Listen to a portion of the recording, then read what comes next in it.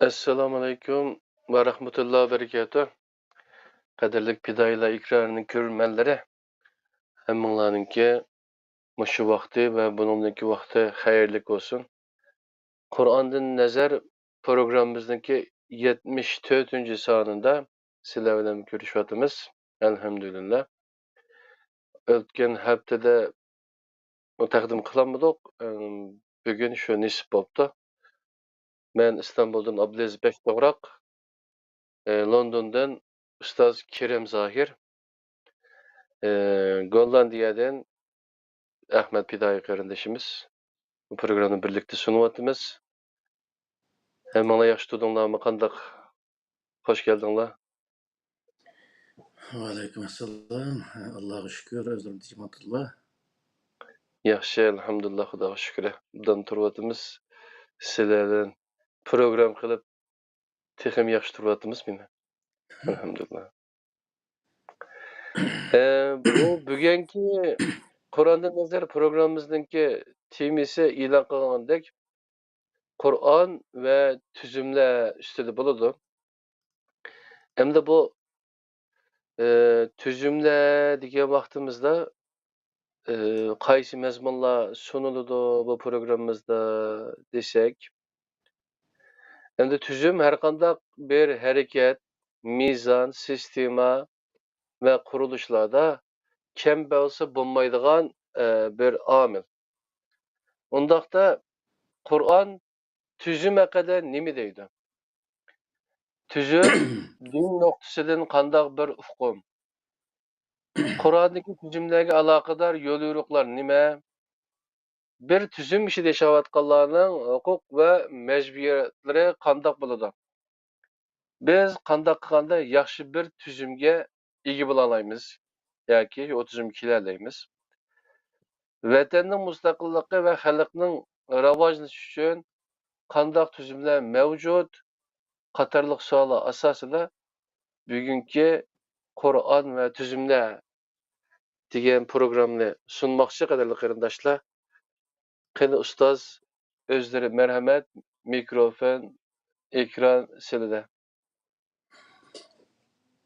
Assalamu alaikum. Dünyada qarşı yerlerde hörmətli qarindoshlar, hammalar şu vaqtda olsun. Aleyküm assalam. Biz o'tgan har hafta Qur'onga asosan jamiyat degan mavzu to'xtalgan edik. Jamiyatda qanday o'zi Qur'on qanday jamiyat qurishni tashabbus qiladi.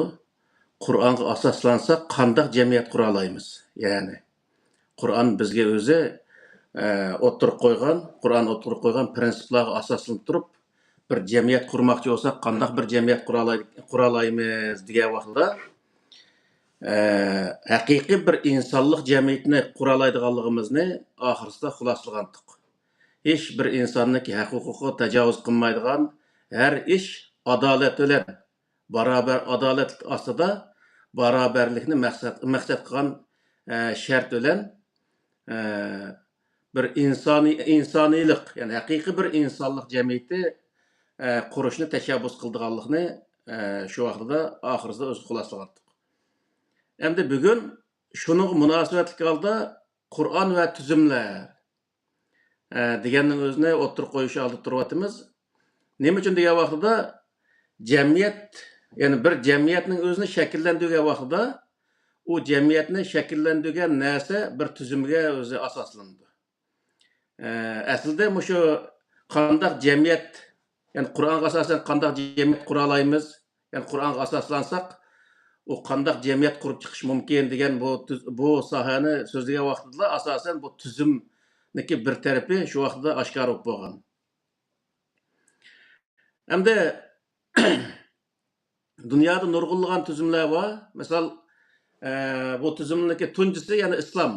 Ya'ni bu nima demoqchi degan vaqtida Alloh taolo Odam alayhissalomni yaratgan vaqtida uniki qo'liga bergan kitob, ya'ni birinchi qilib uni o'rgatgan narsa Qur'ondagi Sura Baqarniki 30-oyatidagi va allama Odamal asma'a kullaha summa aradahum alal malaikati degan oyatning o'zida Alloh taolo Odamga ismlarning hammasini o'rgatdi degandan bu yerda o'zi shu o'zniki qanday yo'l menish, yo'lni qanday ma'nosi to'g'ri ma'nodaganlik haqidagi bir yo'l xaritasini o'rgatganligini bildirdi. Onundan keyingisi nima u xatolashgandan keyin u Odam alayhissalomning qo'liga bergan narsa shu vaqtda o'zi fa imma ya'tiyannakum minni hudan faman tabi'a hudaya fala khawfun alayhim wa lahum yahzanun vallazina kafaru wa kadzabu bi ayatina ulaika ashabun nar hum fiha khalidun degan mush oyatga asosan xatolashgandan keyin tövbe qilgan vaqtda Alloh taolo Odam alayhissalomning qo'liga bergan narsa bir hidoyatdan iborat bir narsa bir kitob bo'lganligi, bir risola bo'lganligi va uningga kim amal qilsa nijotga erishadiganligi, uningga o'zi amal qilmay o'ziniki beshcha o'z yo'l maqsa oxiriga borib ziyon tortadiganligi haqida Alloh taolo bayon qildi. Ya'ni demakchi bo'lgan nima degan vaqtda Odam alayhissalom dunyoga kelgan kunidan boshlab uningga Alloh taolo tuzumni o'rgatgan ve tüzümünü qo'lga tutqazgan. Çünkü insonlar her narsani bir tüzümning ichida qilishi, yani to'g'ri bir tüzümning ichida qilishi o insonga dunyo va oxiratdagi foydani keltirganligi, dunyoda haqiqiy bir insondek yashay oladiganligini Alloh taolo bilganligi uchun mushuning o'zini o'ttirib qo'ygan. Yani o insonlarga eng oxirgi kitob Qur'oni Karim, yani ilahiy kitob Qur'oni Karim kelgandan keyinmi, yani Qur'oni Karimning o'zida yani şu Odam alayhissalomga takrorlangan nurg'unlagan oyatlar bayon qilingan. Misal Sura An'am'daki 108. ayette "Tesubbullezine yed'un min dunillahi fe yesubbullaha adven bighayri ilmin" degan o'zi mush oyatning o'zimi nima degan vaqtda bir-biriga dashnam qilmaslik. Ya'ni biz hozirgi vaqtda inson haq huquqlari deb o'zi tushunamiz buni. Bir insonniki g'aybatini qilish, uning bo'xton chaplash va uning o'zi har xil haqoratlarni qilish o insonga haq huquqi tajovuz qilganlik bo'lib hisoblandi misol. O qandoq jinsidagi, qandoq rangdagi inson bo'lishidan qat'iy nazar, qandoq e'tiqoddagi inson bo'lishidan qat'iy nazar, uni haqorat qilish o o'zi butunlay jinoyat hisoblandi. Bu hozirgi dünyadaki tüzümde şundaq o'zi nim qilindi, ammo bu aslida Alloh taolaning oldida Allohning kitoblarida allburun belgilanib bo'lgan bir haq huquq masalasi. Bir odamniki bir narsani o'g'ilib asli haq huquqini, yani haqqini olgan bo'lmaydi. Uning sirtida uniki moddiy, ma'naviy va vijdoniy shundaq o'zi haq huquqlarga tajovuz qilishmi, o'zi yana bir insonning haq huquqi tajovuz qilganlik bo'lib hisoblandi va bu jinoyat bo'lib hisoblandi. Buniki tövünü biz şu cinayetler degan mevzuda şu Pidayla ekranda maxsus to'xtaldik. G'ayvat o'z qandaq bo'ladi, bo'xton bo'z qandaq bo'ladi, o'zaro o'z jadallashgan vaqtida jamiyat tartibini buzmay turib jadallashsa uni jinoyati jazosi qandaq bo'ladi. Agar jamiyat tartibini buzsa qandaq bo'ladi. Uniki nima jazosi. Bu haqda tafsili o'zi shu yerda bayon qilgandik. Yani şu ayetini müşahede okuvatızda, yani Allah Teala qandaq tüzümlerini oturup koygan degan vaqtda insanların en addi, adetdeki hakkıdan tatip en yukarı hak huquqlarga kadar onu qo'g'dilinishi lazımlığı. Uniki o'zi bir inson ekanligini e'tirof qilinishi, yani onun bir inson ekanligi e'tirof qilinishi boshqa insonlar tarafidan va o'zi barobar bir inson ekanligini e'tirof qilish. Bu o'zi Qur'oni Karimda nihoyat muhim o'rin turdi. Shuning uchun bu yerda musulmon bo'lish kerak, ya kafir bo'lish kerak, ya yahud nasara bo'lish kerak, ya er bo'lish kerak, ya ayol bo'lish kerak degan hech qanday bir narsa bu yerda shart qilinmagan. Demak, har qanday insonniki adolat oldida o barobar bir haq huquqqa ega ekanligini Qur'oni Karim mush oyatlar orqali bayon qildi. Yana o'z sura Hujratniki 11-oyatida "Ya eyyuhellezine amenu la yaskhar qavmun an qavmin min qavmin asa yakunu khayran minhum ve la nisa'un min nisa'in asa yakunna khayran minhunna ve la telmizu anfusakum ve la tenabazu bil alqab ni'mal ismul fusuq ba'dal iman ve men lem yetub fe ulaikum humuz zalimun" degan mush oyatning o'zidimi bir millat ikkinchi bir millatni masxar qilmaslik. Buning o'zi nima degan vaqtda shaxsiga niki huquqiga yoki bir shaxsiyga jamoat uniki bir shaxsiyning huquqiga hujum qilish masalasi o'zi bu o'zi bir jinoyat bo'lib, yana o'zi birsiniki huquqiga tajovuz qilganlik bo'lsa, ikkinchisi o'lgan vaqtda millatga, ya'ni bir millatning huquqiga, uning inoyatiga hujum qilish, bu ikkinchi bir millatning huquqiga tajovuz qilganlik bo'lib hisoblanganligini Alloh taolo bu yerda belgilaydi.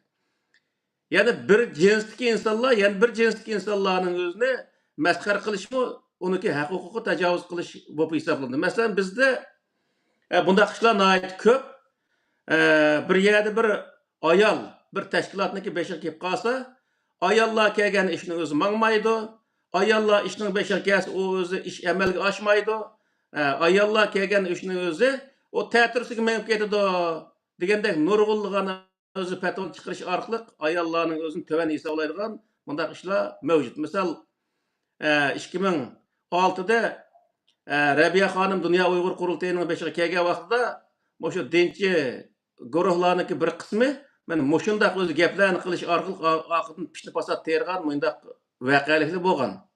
Ammo Qur'onchi degan vaqtida Qur'on kimniki shu ishni qiloligidek salohiyati bo'lsa, shu bo'lish kerak degan prinsip qildi. O er olamdı, ayal olamdı, qara olamdı, ak olamdı, Müslüman olamdı, kafir olamdı ya Yahudi olamdı. Onu da qat'i nazar.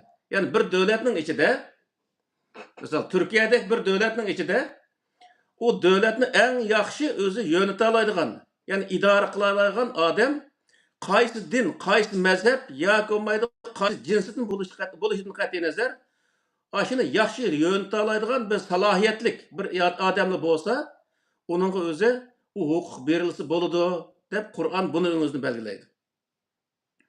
Yani Qur'on bundaq yerde o'zi siyosiy tuzum yoki bo'lmaydi bundaq qilqi mushundaq sohadagi tuzumlarda nima o'tirib qo'ydi degan vaqtda Qur'onning o'tirib qo'ygan prinsip, yani tuzumlari mana mushundaq narsani o'z ichiga oladi.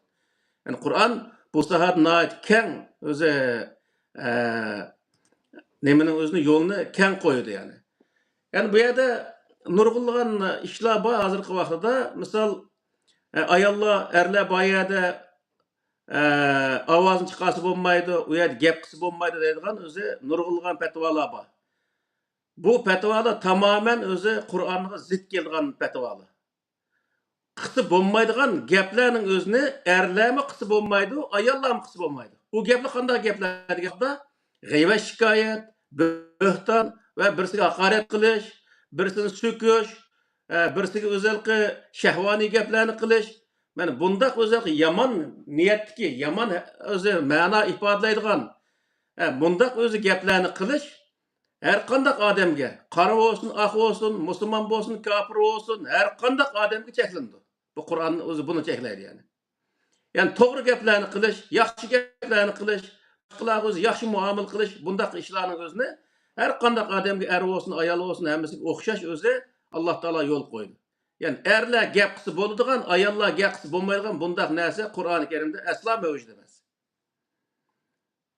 Yani jamiyat tuzumi degan vaqtda, yani o'zi ayollar qo'yilgan tuzumning ichida, yani huquq nimasining o'zida ayollarga ayrim, erlarga ayrim bir tuzum qo'ygan bundaq narsa Qur'oni Karimda aslo mavjud emas.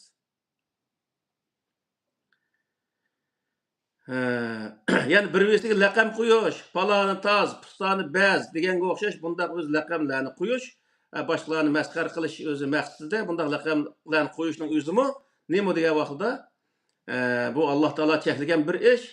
Agar buni qilgan bo'lsa, Alloh taolo bu yerda nima deydi desa, "Va man lam yatub", yana nimal ismul fusuq ba'dal iman va man lam yatub fa ulaikumuz zalimun.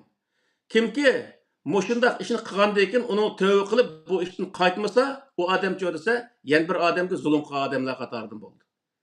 Ya'ni yana birisining huquqiga tajovuz qilish orqali uni zulm qilgan bo'ldi. Yani bu yerdagi masala nima degan vaqtda, bu yerdagi huquqdan iborat bir tuzumning o'zini yana o'zi buzgan bo'ldi, u odam jazolanishga haqli bo'ldi shu vaqtda degan gap.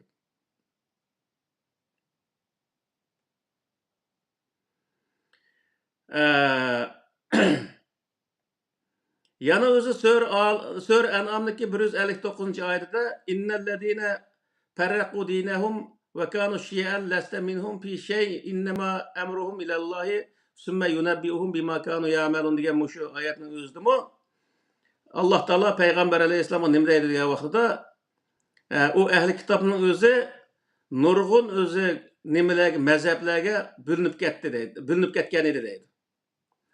Lasta minhum fi shay. Sen ammo u mazhablarning hech qaysisi emas.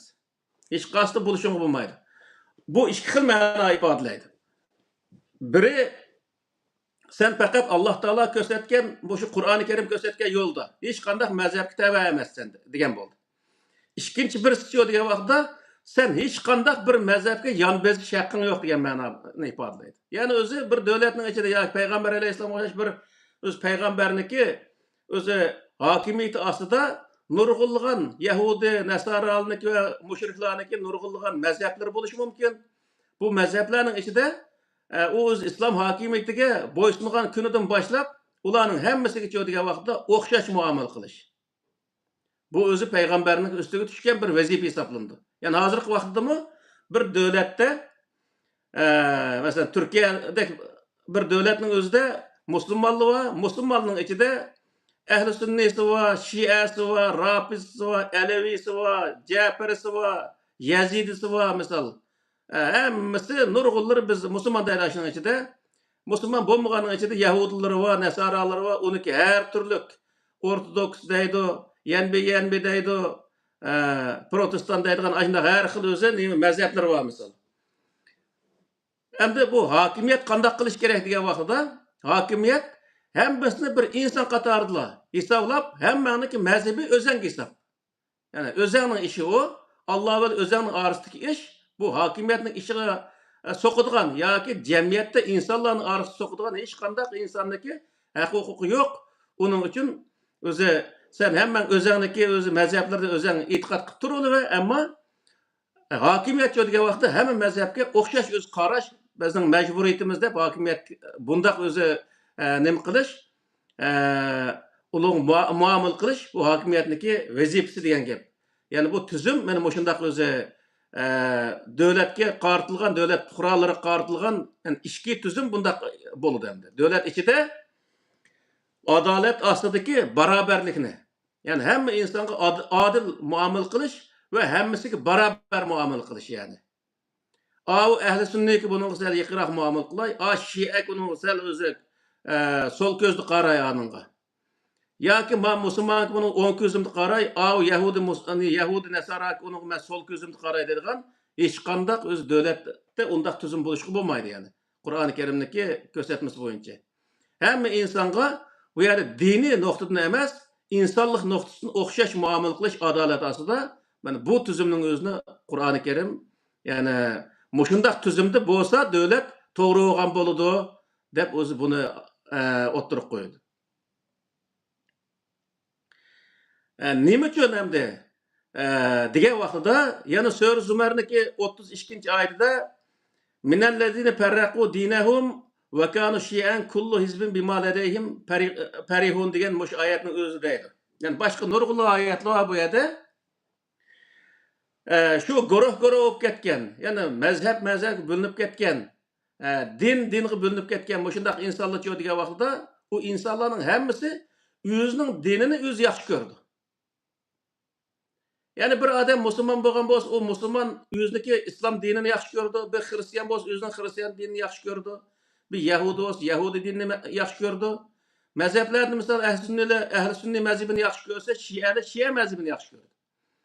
Demek sen A mezhep dikense, sen ma mezhep dikense, yoki sen A din dikense, yoki sen ma din dikense, yoki sen Türk dikense, yani birisi özü palanı milletke. Dev oturup aralıkta devletin içindeki milletlerge her xil farq bilan o'zi muomala qilishni Qur'oni Karim to'sidi. Nima uchun degan vaqtda hammasi o'zining millatini yaxshi ko'rdi, o'zining mazhabini yaxshi ko'rdi va o'zining dinini yaxshi ko'rdi. Yaxshi ko'rganligi uchun uniga to'qinish, ya'ni uniga tajovuz qilish, uni haq-huquqi tajovuz qilgan bo'ladi. Shuning uchun buni o'zi mazhabchilik, dinchilik ishlarining o'zini, diniy e'tiqod ishlarining o'zini Alloh taolo Qur'oni Karim natija deylik man qo'yib aytanglar. Onun hesabını ben kıyamet günü alaman, ama dünyadaki işe kelgan chog'da sizlar u mazhabchilik, dinchilik ishiga aralashmanglar.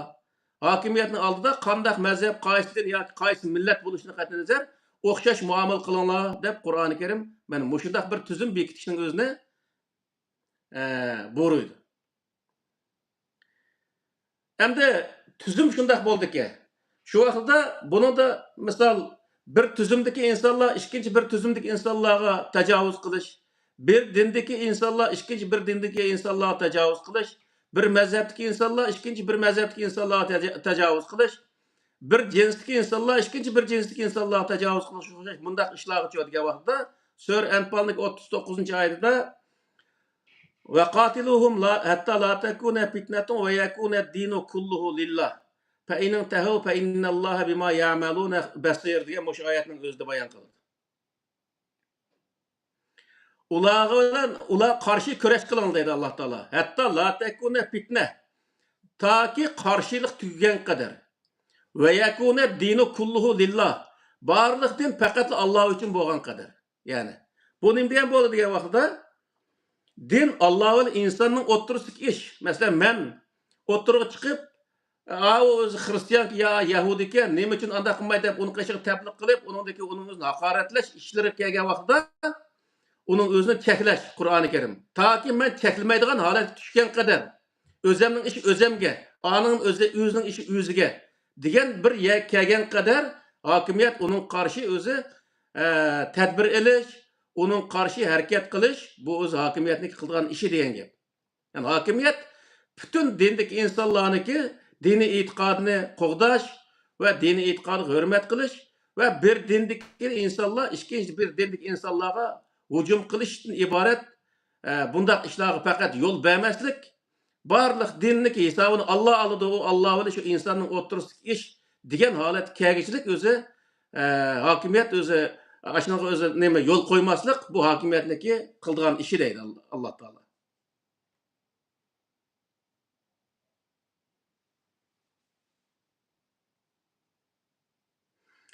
Şunun için bu Kur'an-ı Kerim'de mesela Sure Tövbe'nin 60. ayetinde ama yardım kılışta mesela Türkiye'den bazı vaxtda balları valığa iş olmasa balısı tuğulga vaxtda 7-8 koy burunqu vaxtda hazır hem 1-20-2000 koyluğa çıqqandı.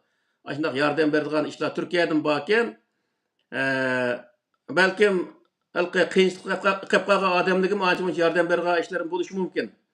Avrupa'da asasen bu nesle Muşundaq özü yardım berdiğen hakimiyet özü hükümet fuqaralar yardım berdiğen işledi çoğu diye vaxtda mı Kur'an-ı Kerim'de Sure Tövbe'nin 60. ayetinde İnnemes sadaqatu lil fuqarai vel mesakin vel amilin aleyha vel muallafati kulubuhum ve fir riqab vel garimine ve fi sabilillah ve ibnis sabili ferizeten minallah vallahu alimun hakim diye muş ayetin özü enik gösterdi. Yani bu yerde yoksul insanlara yardım kılış. Jığıp etqa vaxtıda. Hem bu yoksul insanlar yardım kılan vaxtıda onun dini karta yardım kılandı. Milleti karta yardım kılandı diye vaxtıda o hakimiyet şu devlet territoriyasındaki öz devlet territoriyasındaki insanların hemmesine millet ağrımasın, din ağrımasın, mezhep ağrımasın, cinsi ağrımasın hemmesine ihtiyacı karta yardım kılış o devletniki vazifesi dep qaraydı neme dep bekitken Kur'an'ın özde. Yani bununla hazırki vaxtıda köpünçe vaxtı bu Müslümanlar emel kılmaydı. Onda da size Müslümanlığın özünü andağda izleydi, Müslümanlar emel kılmaydı, köpünçe yerlide. Ama bu garip devletleri muşunun adet kılgan. Adette. Hiç kandak bir adamdaki dini itikadı, hiç kandak neslini sürüştü kılmaydı.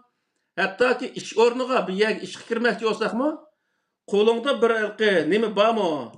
Sertifikataydan dima ılkı, kenişke. Şu işini kılalaygan karta bir diplomun var mı deydi de. Diplom var degendeki şu işini diplom bo'lgandaki şu işini kılalaydı degen ma'noni bildirdi.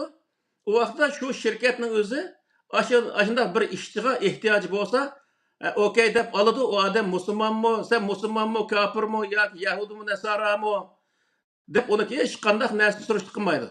Faqat surishti qilgan narsa nima desa, mush ishni qilalaydigan qarta sizniki salohiyating bormi, salohiyatingni isbotlaydigan bir qog'ozing bormi deydi.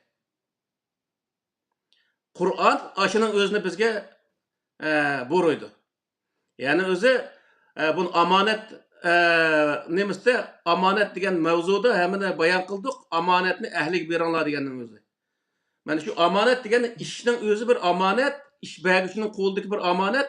U ishni qila oladigan odamga berish amonatni joyiga berganlik hisoblanadi. Shuning uchun Alloh taolo nima deydi desa, sen uni paloni millatga berishim kerak. Palon dindagi insonlarga berishim kerak demay, uni qila oladigan odamga bersang, u ishing yurishidi degan gap. U ishing mangadi degan gap. Sening vazifang u ishni mangdirish.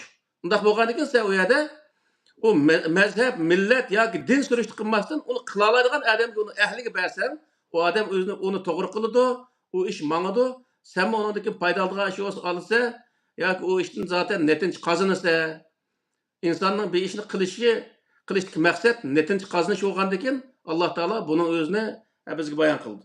Shuning uchun bu yerda nima degan vaqtda mayli davlatning prezidenti, tashkilotning prezidenti bo'lsin yoki uniki amaldorlari bo'lsin, ushaq tushak aşağıdan ta ki özü bir işki erişkiçilik boğan işin hemmisi amanetini ehlik beriş yani bir işini şu işini kılalaygan adam beriş Kur'an-ı Kerim belirlenen bir prensip bir tüzüm bu hesaplandı yani. Onunki özü sen mandak kense sen falan dindi kense ya tutan millet kense devolturup onu arış Kur'an-ı Kerim'deki bu prensiplerine zıt geliyor. Kur'an-ı Kerim'deki o prensiplerine, tüzümlerine biz boysunmaganlık o bir hesaplandı.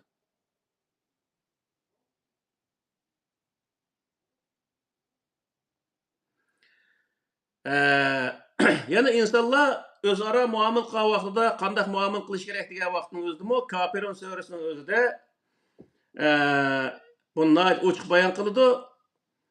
Qul ya eyyuhel kafirun la a'budu ma ta'budun ve la entum abidun ma a'bud ve la ana abidun ma abadtum ve la entum abidun ma a'bud lakum dinukum valiyedin degan mush oyatning o'zida Peygamber Aleyhisselam'a devat dedi ki sen kafirlarga men sizlar cho'qingan narsaga men cho'qinmayman, sizlar men o'zi ibodat qilgan zotga sizlar ibodat qilmaysizlar. Va la ana abidun ma abadtum. Menmi sizlar cho'qingan narsaga men cho'qinmayman. Va sizlarmi men ibodat qilgan zotga sizlar ibodat qilmaysizlar. Yig'ib aytgan vaqtda nima degan vaqtda sizning diningiz o'zanliga, mening dinim o'zamga.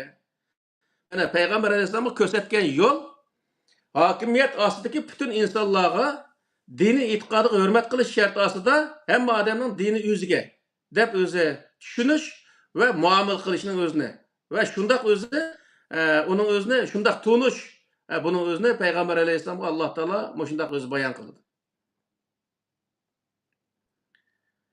Endi dunyoda bundaq tuzumli bo'lganmi degan vaqtda insoniyat tarixida misol meniki shu qadimgi Misr tarixi, o'rta zamon Misr tarixi, yaqin zamon Misr tarixining o'zini shuni o'qigan vaqtlarimda misol milodiydan 3000 yil burun, hatto 3500 yil burungi, hozirgidan 5500 yil burungi tarixlarni eslatadi.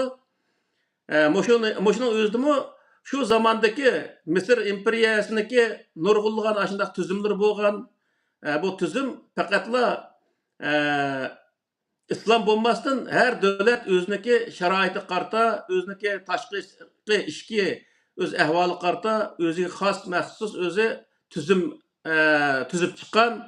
Masalan bizning ajdodlarimizmi shu Uyg'urlar degan tarixni o'qisak yoki Sharq degan tarixni o'qisakmi, milodiydan 206 yil burundan boshlab, ya'ni Hun imperiyasining qurilgan vaqti milodiydan 206 yil burun. Yani hozirgidan hisoblagan vaqtida 230 yil 2230 yil burun o'zi qurilgan bu tarixdan qarasak misol shu vaqtdan tortib ajdodlarimiz o'ziniki ichki va tashqi ahvoli qarta shunday siyosat va har xil sohadagi tuzumlarning o'zini tuzib davlatni boshqarib kelgan va o'zi uni taraqqiy qildirib kelgan. Bu yerda endi Alloh taoloniki dini bilan bu tüzümlerini seliştirgan vaqtda degan vaqtda biz bunu şeriat, İslam ve şeriat degan mavzuda bayon qilgan vaqtda İslamda o'tirib qo'ygan narsa bütün shu hokimiyat ostidagi ya'ni shu davlat territoriyadagi insonlarning hammasiga barobar muomala qilish, adolat ostida barobar muomala qilish bu islom qo'ygan prinsip. Endi şu adalet bilen aslında o devlet özündeki emeli ahvalıga layık halatda kanun yani tüzüşü, tüzümlerini tüzüp çıkışı bu Kur'an'a uygun keladigan bir narsa degan gap. Bu şeriat bu hesaplandı mesela ayette. Her bir devlet özündeki içki ve taşkı ahvalı qarta, iqtisadi ahvalı, medeni ahvalı, hemen ahvalının özünü nazar tutkan halatda bir özü tüzüm tüzüp çıkışının özü eğer o adalet ve beraberlikni asas kılan haleti tüzse o Kur'an'a uygun hareket kılan boldu. Diyen gap. O aslı özü maxsus Kur'an'da kolunu kesen aldı da kolunu kesemez. Yüz kamçı oraldı da onu yüz kamçı orumuz emez. Şunun layığı da, şununki eğirliği da bir cezanın özünü uyar kullansa ya şunu layık bir ceza kullansa ceza nemesi mi?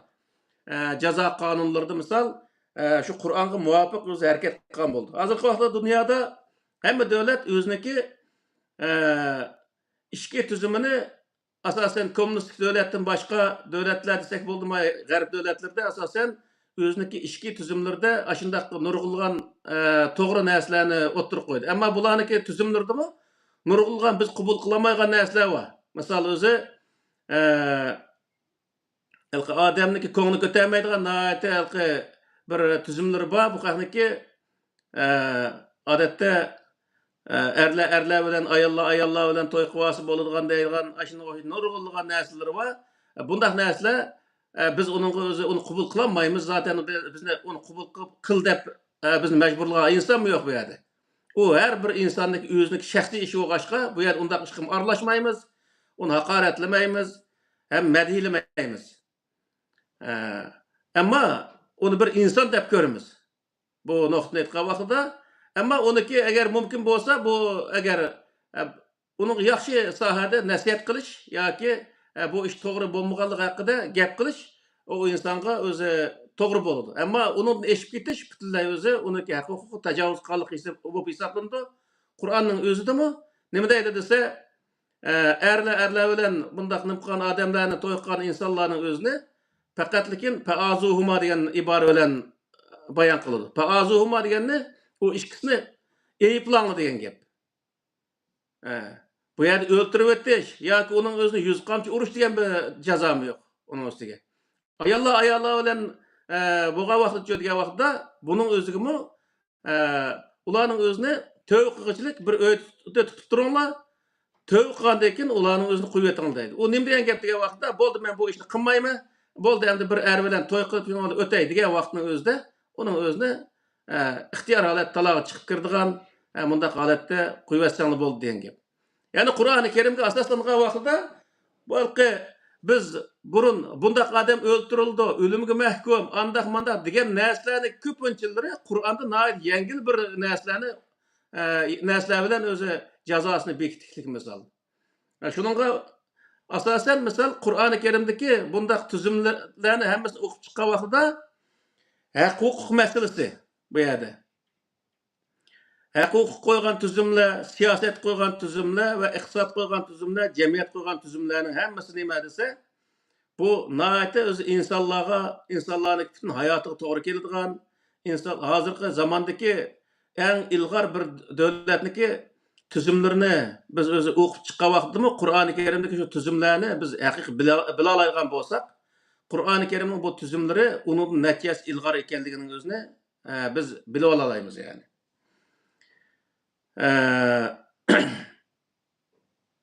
Şuna bu yerda 1400 yıl burun tuzilib qolgan Arab yerim oralida Abbosiya Umayya sulolasi zamonasida tuzilib qolgan fiqh deydigan bundaq o'zi bir tuzumning o'zini hozir ko'tarib yurish bu o'zi musulmonlarga nihoyat og'ir o'zi bir eyib desak bo'ladi, bir qaloqlik desak bo'ladi mana aytgan vaqtida. Nima uchun degan vaqtida o 1400 yıl ötüp geçse 1400 bo'lmasa 1200 yıl burunmu deyli Umayya sulolasi 90 yıl hüküm sürgen bo'lsa 1250 1350 etrafida aşı etrafda o'zi başlap yezilishga başlagan narsa hozirgi zamonda u nurg'un narsa to'g'ri kelmaydi. Shuning uchun bu yerda Qur'oni Karimda shara'alakum ma wasabihi Nuhan degan oyatning o'zi deydi.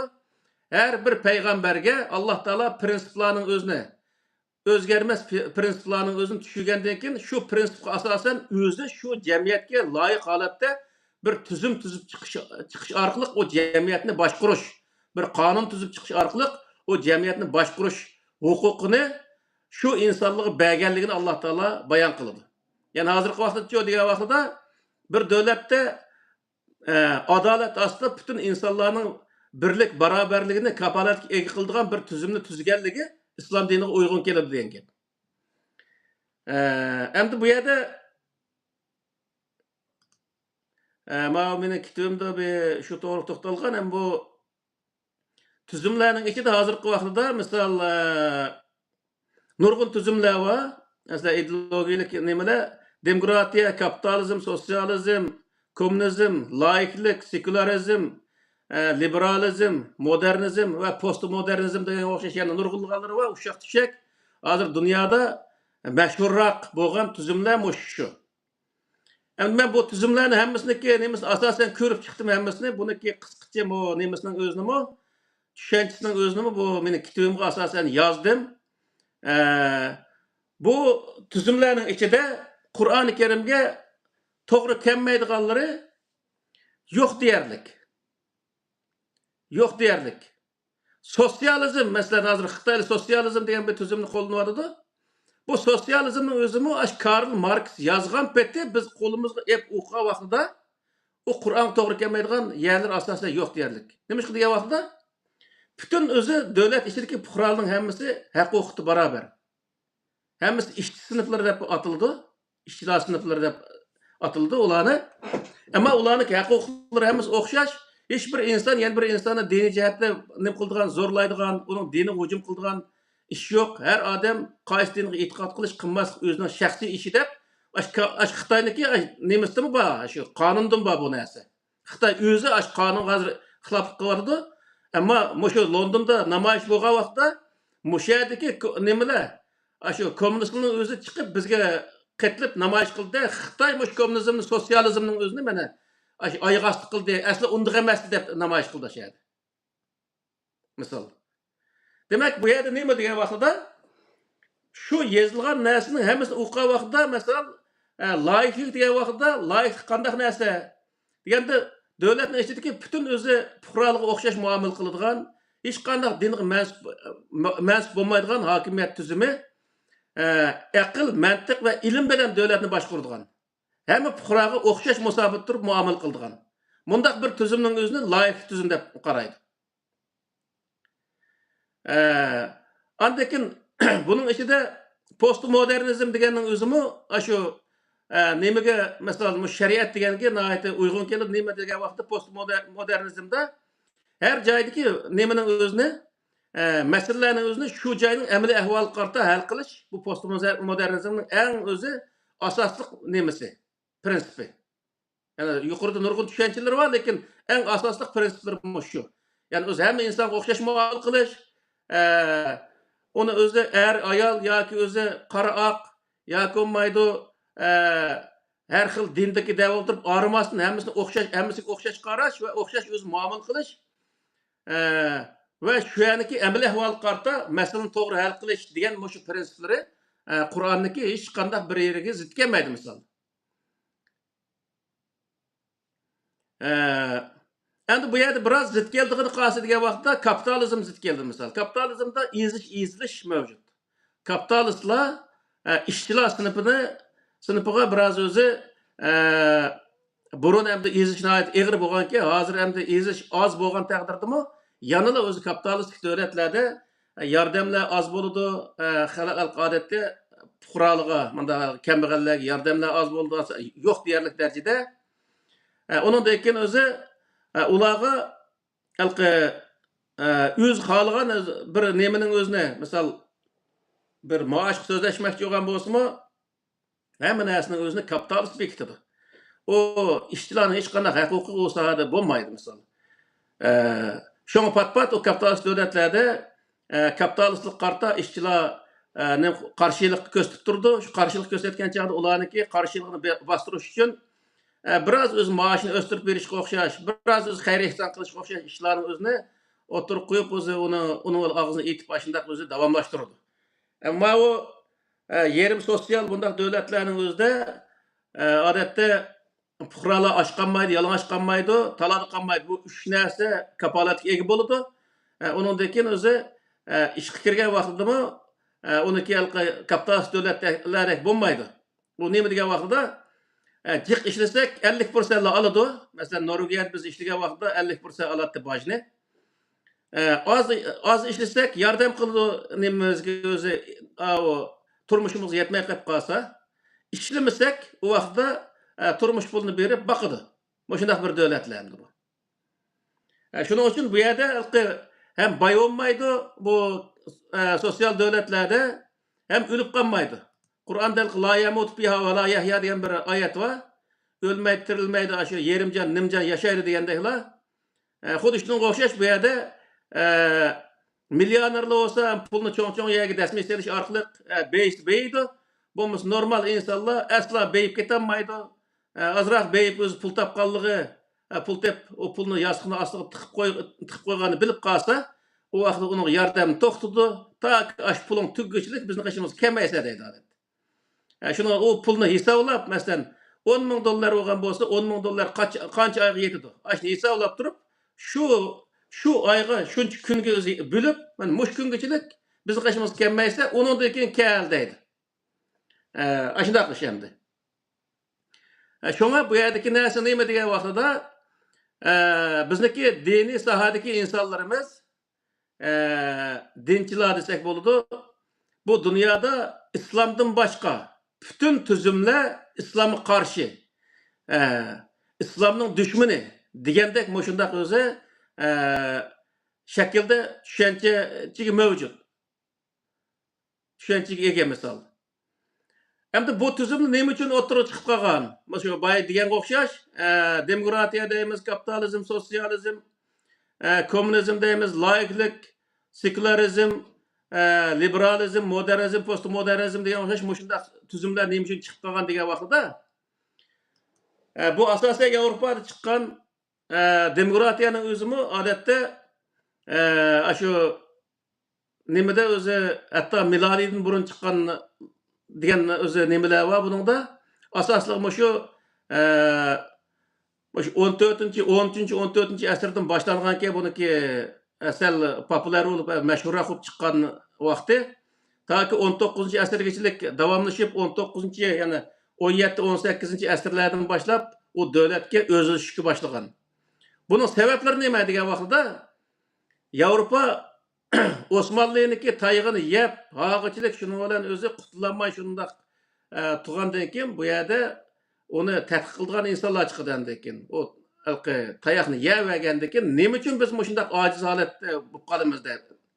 Şunal axirisi qarasa bütün ishlarning o'zi dinchilar qo'lga olib olgan, u dinchilar dinni setish orqali dinning bedeliga millatni ezib, millatni qul qilib o özü milletini hiçbir zaman baş götüremeydigan, ilim ma'rifatiga tunuşamaydigan, şundaq bir holatga tushirib qo'ygandan keyin uning o'zi shu diniy sohadagi insonlardan bir turkum insonlar o'tirg'i chiqib, bu radikal dinchilarga qarshi o'tirg'i chiqdi. Misol, nimadagi Germaniyadagi Martin Luther degan odamning o'zi, mana shu ishni boshlovchilarning birisi, bu o'zi aslida çoğun bir pop bo'lganken şu adam o'tirg'i chiqib, şu nimaning o'zini İncilning o'zini, Tevrat İncilining o'zini şu o'z tilda tarjim qilib dunyoga taqitib, uningda o'zi o dinchilar qilayotgan din tujjarlari qilayotgan tijoratning yo'qligini, ular aldanayotganligini, behuda o'z izlayotganligini tunishtirish orqali millatni uyg'otib, uningdan keyin Yevropa uyg'ongandan keyin to'xtabdi deb o'tirib, bu Tevrat İncilniki asli maqsadi bütün insonlar barobar qanday dinda bo'lishni qatnazar, ya'ni Qur'on bilan o'xshashda qanday inson bo'lishni, qaysi mazhabda bo'lishni, qaysi dinda bo'lishni qatnazar, hammasi barobar. Har odamning diniy e'tiqodi o'ziga degan o'z prinsiplarni o'rgangandan keyin uning asrlarcha vaqt ketadi. Undan keyin asta-asta bu demokratiya deymiz, liberalizm deymiz, hozir bu Angliyaniki tuzumi liberal demokratik tuzumga misol Şuningga o'xshash o'zi tuzumlarni o'ziga qabul qilib, ba'zan davlatlar sotsial demokratik davlatlar va misol Norvegiyaga o'xshash, Germaniyaga o'xshash, shundaq o'ziga shu tuzumlarni o'zini qabul qilib, unidagi ichidagi butun millatlarning o'zini o'xshash, butun jinsdagi er bo'lsin, ayol bo'lsin, o har xil jinsdagi insonlarning hammasini o'xshash inson deb qaraydigan bundaq bir holatni shakllantirgan. Ammo bu tuzum xato dinchilarniki qo'ldan chiqqandan keyin, ala qutulib chiqqandan keyin xatodan chiqqan inson nega chiqadi desa, ikki yo'l bor dunyoda. Xatodan chiqqan inson to'g'ri yo'lga chiqadi. Shu vaqtda bu insonlar shuni to'g'ri yo'lga chiqib, undan keyin o'zini misol 1600-yildan boshlab bular taraqqiy qilishga boshlagan. Hozir men dunyoning shu oldin qatorida ketib o'tishniki butun sabablari Qur'onniki, ya'ni butun ilohiy kitoblarniki asosli maqsadiga, eng tub maqsadiga uyg'un harakat qilganligi uchun. O tub maqsad nima degan vaqtda, insonlik nuqtasini aytgan vaqtda adolat ostidagi barobarlik, insonlik nuqtasini aytgan vaqtda desa, ilmga asoslangan. İnsanlar ilmga asoslangan bo'lish lozim. İlimni asosga o'rin qo'ygan bo'lish lozim. İbadetni asas qilmasdan ilmni asas qilgan bo'lish lozim. Mana g'arb davlatlari shu o'zi ilohiy kitoblardagi dinning asosi, ya'ni ilohiy dinning asosi ilm, u tuzumning asosi adolat ostidagi barobarlik degan mushu narsaga yig'inchoqlab bu butun o'zi ishning o'zini unidagi ilmga qo'yilgan prinsiplarni, misol ilmni o'qish kerak, o'rganish kerak, uni bir narsani ijod qilish kerak.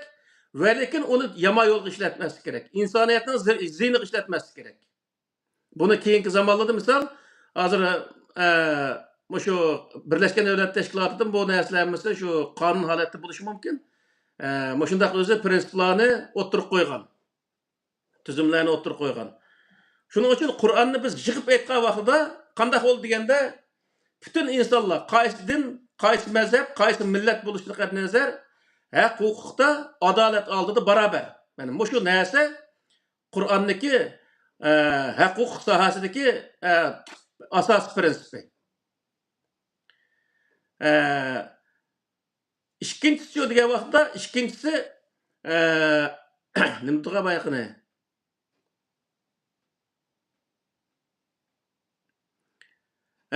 İkinci asası ibadet emas, ilim asas kılıngan Kur'an'ın özünde. Şunun için bütün ilahi kitaplarda bu nima için degan vaqtda Qur'oni Karim tushgan vaqtida birinchi tushgan oyat Iqra bismi robbikallazi xalaq degan oyat tushgan. O yerda la ilaha illalloh deganni birinchi deyishing kerak ekan. Iymonning o'zini birinchi qatim aytishing kerak.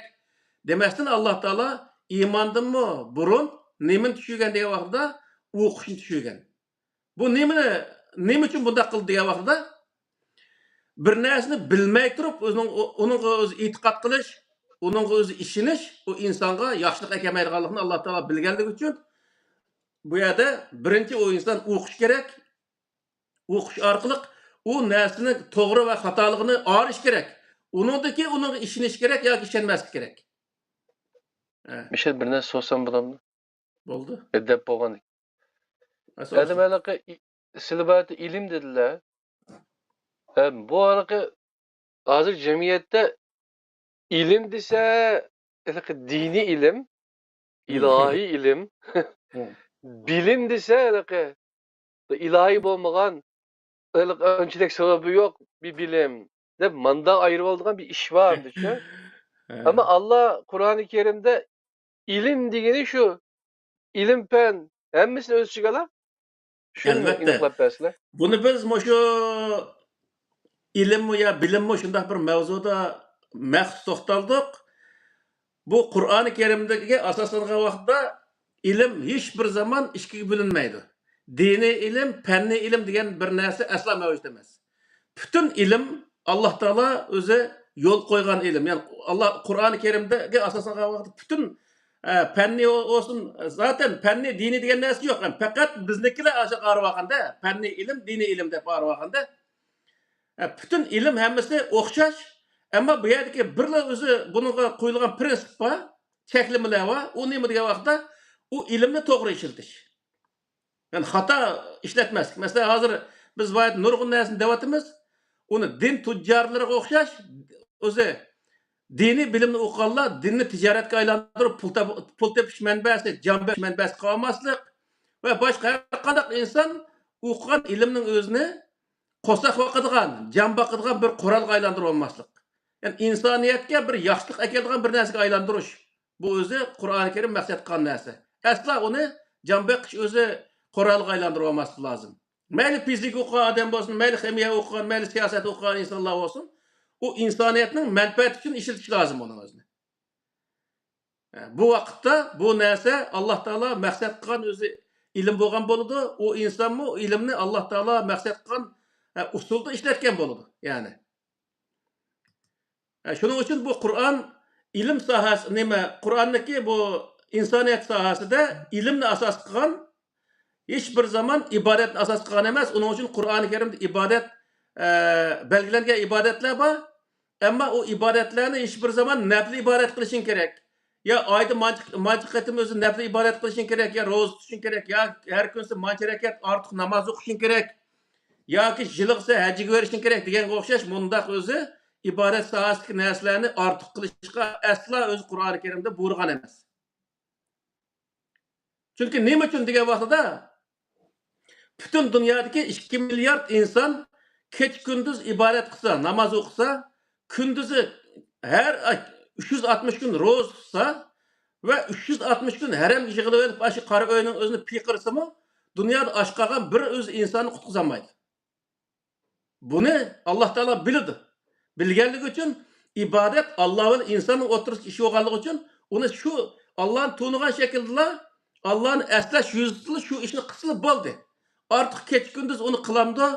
Bir odam mesela 2 rakat namoz o'qiydigan o'rniga 100 rakat 500 rakat yoki 1000 rakat namoz o'qisimi o'xshash. 2 rakat namoz o'qisa odam Alloh taoloni zikr qilgan bo'ladi. 1000 rakat namoz o'qisimi faqat shu Allohni zikr qilgan bo'ldi. Boshqa hech qanday ortiq bir narsa bo'lmaydi dedi. Uning uchun Alloh taolo farz qilgan ibodat namoz sohasini nima bo'lsa 2 rakat farz qildik. Misol.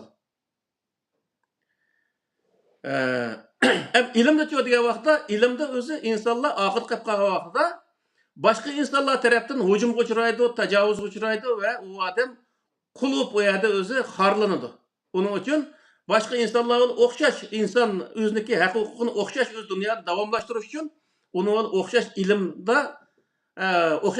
o'xshash bo'lish kerak ilm sohasida va har sohada o'xshash bo'lish kerak. Shu vaqtda o'zining huquqi deymiz, har sohani u odam qo'g'dab mang'alaydi. Chunki insonlar bir-birini ezidi, bir-biriga hujum qiladi, manfaat hamma narsani qilg'izadi. Undaq bo'lgandan keyin o'zini va o'zining manfaatini va butun oila urug' tuqqanlari, butun millatniki manfaatini qo'g'dash uchun u davlatda har turdagi ilmlarning o'zini turkumlab o'qish orqali u davlatniki, u millatniki ilm bo'shlig'ini tamoman to'ldirish bu o'zi shu millatniki ustidagi farz bo'lib hisoblanadi misol. Uning uchun agar bir millat bir ikki sohaga ahamiyat berib qo'yib, qolgan sohaga ahamiyat bermasa, u qolgan soha tamoman u bo'sh qolib qolganligi uchun dushman kirdigan uch ishga aylandi. Shuning bilan u yerda biz mag'lubiyatga uchraymiz degan gap. Masalan, bizda diniy ilmlarga ko'p ahamiyat beriklik shu o'z zamonlarida fanniy bilimlarga ahamiyat bermadik. Misal bu Yevropaning o'zida tarixini o'qisak 1600-yillari shunday taraqqiy qilib 1700-yillar shu Yaponiyadan Angliyaga kelib 10,000 o'quvchi kelib o'qib, undan keyin Yaponiyada u bosh poyezd yo'llarini yasab, poyezd selib shu vaqtda. Shu qilganlarning hammasi shu vaqtdagi taraqqiyot. Ammo bizning shu vaqt davlatimiz bormi degan vaqtda Saudiya xonligi bordi. Saudiya xonligi shu vaqtda davlatni so'rayotgan vaqti. Shu vaqtning o'zi shu yerdan 1000 odam kelib bundaq bir davlatlarda o'qigan bo'lsa, bizni hozirgi vaqtda Xitoyni qo'lda qilib qolishimiz aslo mumkin emas. Bu bir masala. Ikkinchi bir masala, har bir millatda u millatniki kimligini bildiradigan, u millat qanday ma'nosi bo'ladigan, qanday siyosat qilsa bo'ladigan, dushman qanday muomala qilsa bo'ladigan sohada bir o'zi kitob davomli yozilib kelgan. Misol Xitoyniki, So'ziniki So'zning ta'limotlari degan bir kitaplarni hozir davomli o'zi butun Xitoyda o'qib chiqarmish ashuni o'zini. Bizda-chi desa, bizda yo'qmi o kitoblar? Misol Yusuf Xosajevning Xutat G'ublik degan kitobni u bosh o'qib chiqsa, davlatni qanday so'rash, qanday axloqli bo'lish, podshoh qanday axloqli bo'lish lozim, qanday hamma narsa shuni turdi misol. Uyg'urlar shu arablarniki hikoyalarning o'zini, shu rivoyatlarni o'qiganning o'rniga shu Yusuf Xosajevniki, Mahmud Qashqarniki, Al-Farabiyni kitoblarini o'qigan bo'lsa, bu kuni asla qolmaydi. Misol. Özümüzdeki şundak altındaki kitapları turgulğun Arap'ındaki hikayelerinin özüne, rivayetlerinin özüne din kılıp elip, aşırı okuş arkalık bizdeki kögen günümüz bu. Yani özümüzün milli kimliğini bilmeydiğen, milletimiz için köreş kılışını bilmeydiğen, düşmanımızı bilmeydiğen, özümüzün micaz hulkunu kandak bilmeydiğen, kandak muamele kılışını bilmeydiğen, bütün hemen nesini unutup gittik adette. Şunun için bu erkek nesini mi diye vaxtada biz devamlık devatımız, biz Araplardan çıkan Ebu Bekir Umar'ın özünü izlemey, özümüzün için Ebu Bekir Umar'larını yetiştirişimiz lazım. Arapların içinden çıkan Halid ibn Velid'ni izlemey, biz özümüzün için Halid ibn Velid qo'shash kumandanlarının özünü, siyasetçilerin özünü yetiştirişimiz lazım. Nimiş ki biz başka milletniki bir özü bunu da 1000 yıl burun, yani 1400 yıl burun ölüp ketken insanların pəxirlenip, ularının arkasındaki işte aşılarının özünü bazağısınıp jürümüz bu yerde. Tarihte ötken nurgun kahramanlarımız, nurgun alimlerimiz, şunda nurgun bilim egilleri olan insanlarımız var bizdeki. Mesela El-Farabi dep yazıp bütün dünyadaki insanı tunuydu hazırki vaxtıda. İbn Sina dese Ahmedem tunuydu. Xutat G'ublik, Türk Tilla Divanı dese bütün Türkiye milletli hemiz tunuydu. Muşunca olar katta alimlerimiz çıkıklık, bu alimlerin kadrini kılış ayrı qilib qalsın, şu alimler öz vaqtida jitim qaldırılış aşındaga o'xshash öz nurg'ulg'an haqoratga uchrab, ashnalardan o'zi dunyodan o'tgan. Mesela Mahmud Qashqarim Qashqarda turolmay, oxirida shu 60 kilometr 50-60 kilometr keldiga aşağı verip, aşağıda hayatını o'tkazib, tugab ketgan. El-Farabi'nin bu kafir ahç köşede yürüp aşağıda mı aşında öz japalan tatip, oxirida nurg'un eserini qaldırıp ölüp ketdik. Bizde kim olsa onun özünü murtat, murciye, kafir, nahmanda dev oturup şuna lakabını koyup millet onu yaman köstüş arkalık milletini jiraklaştırıp millet onun payda aldığını onuğa payda alanmay andaki millet aşınıvadı veyran olup kettik. Biz öz tarihimizni, yani tarihimizde ötken nurgun öz padişahlarımız var, nurgun devletlerimiz var, yani nurgun kahramanlarımız var, nurgun alimlerimiz var, nurgun özü icat kılıngan medeniyetlerimiz var bizdeki. Nayet mol medeniyetlerimiz var. Bunun özüne ögünüşümüz ve evlatlarımızı ögütüşümüz nayet muhim. Şu vaxtda biz özümüzün devletini ve özümüzün devletine kandak tüzümlerini koyduğumuzunu biz moşnunun özü bilip alsak buldu. Yani Kur'an-ı Kerim'e asaslanılan vaxtda biz devletimizge tüzüm bir tüzümün özünü tallaydığa iş gelse Kur'an-ı Kerim ne asas kılan aş tüzümünü tallığa vaxtımızda dünyadaki hiç kandak bir tüzümlük ağıt kalmaydıgan en ilgar, en yaxşı bir tüzümünü tallaya algan bolumuz. Bütün insan haklarına hürmet kılıdığan, bütün ilimge ehmiyet verdiğan, ahlak ehmiyet verdiğan misalı. Şu özü iş kılıp insan kerek bolgan her kandak näsige ehmiyet verdiğan, berişki boruydigan ve onu insaniyetinin ziyniga işiltişten tamamen tosuzgan bir özü tüzümünü biz Kur'an asasını tutup bunu çıkara alayımız. Misal. Şunun için Kur'an-ı Kerim oturup koygan prensipler asaslanılan vaxtida şu prensip asasında eğer biz tüzümünün özünü tüzüydüğün bolsak o vaxtida nayet ilgar bir tüzümünü oturup çıkara alayımız. Çünkü demiş ki diye vaxtida Kur'an-ı Kerim'deki bu prensipler nayet ilgar hem de. Şunun için biz Kur'an-ı Kerim radikallıkını, hurafilikni hiçbir zaman söylemeydiğen, onun karşı durduğun bir kitap, yenilikle intildirdiğen, mesela bütün peygamberlerin tarihini okusak, öz zamanındaki islahatçı.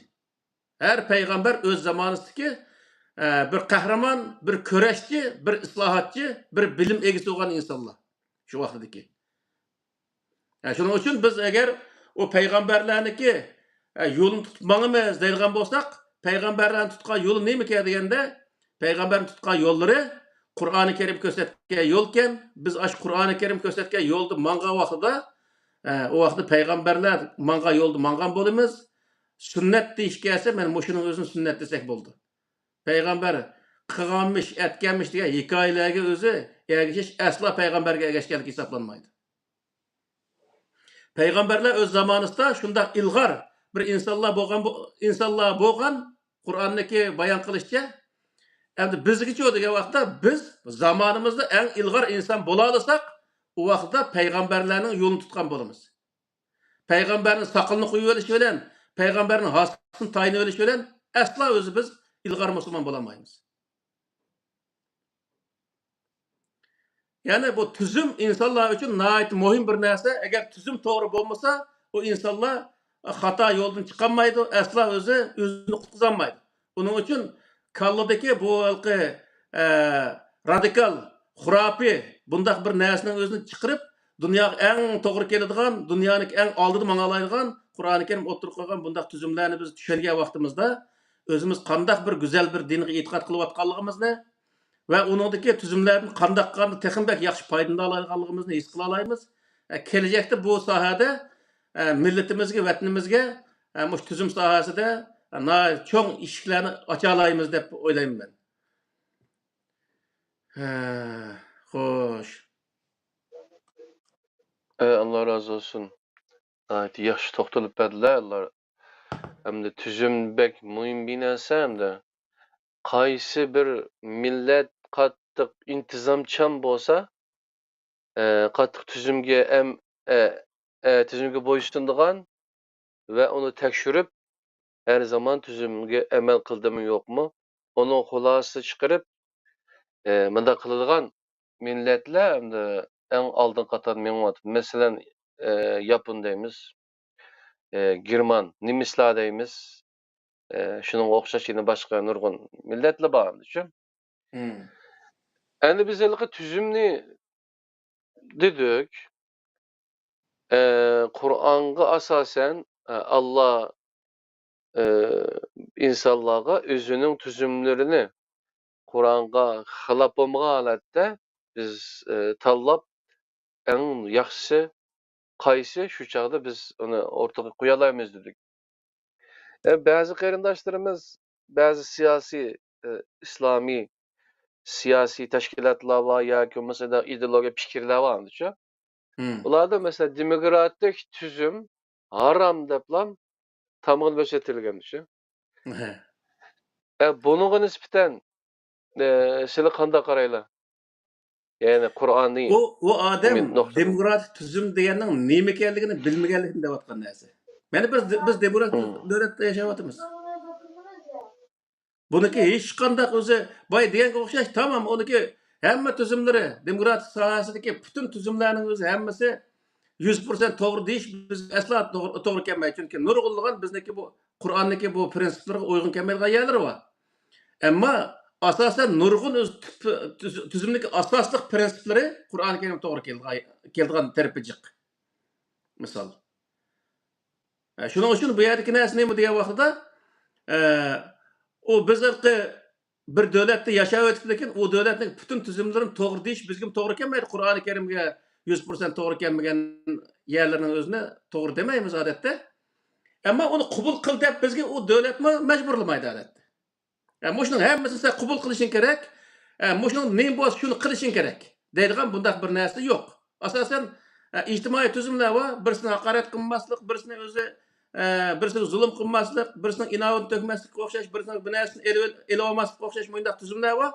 Muşundak tüzümlerge biz ray kılsak, mesela devletke işlesek baş devlet okşaş muyundak özü devletin siyasi ve iktisadi tüzümlerge, hukuk tüzümlerge biz boysunsak, devlet bizge hiç kadar bir esnemeydi. Ama adette cinsi sahasideki bir xil tüzümler var, bazı bir, onun özünü Kur'an özü qilishdan to'sqiliq qilgan odamlarni mayndaq qilishdi deb uning jazosini bekitib qo'yiqliq.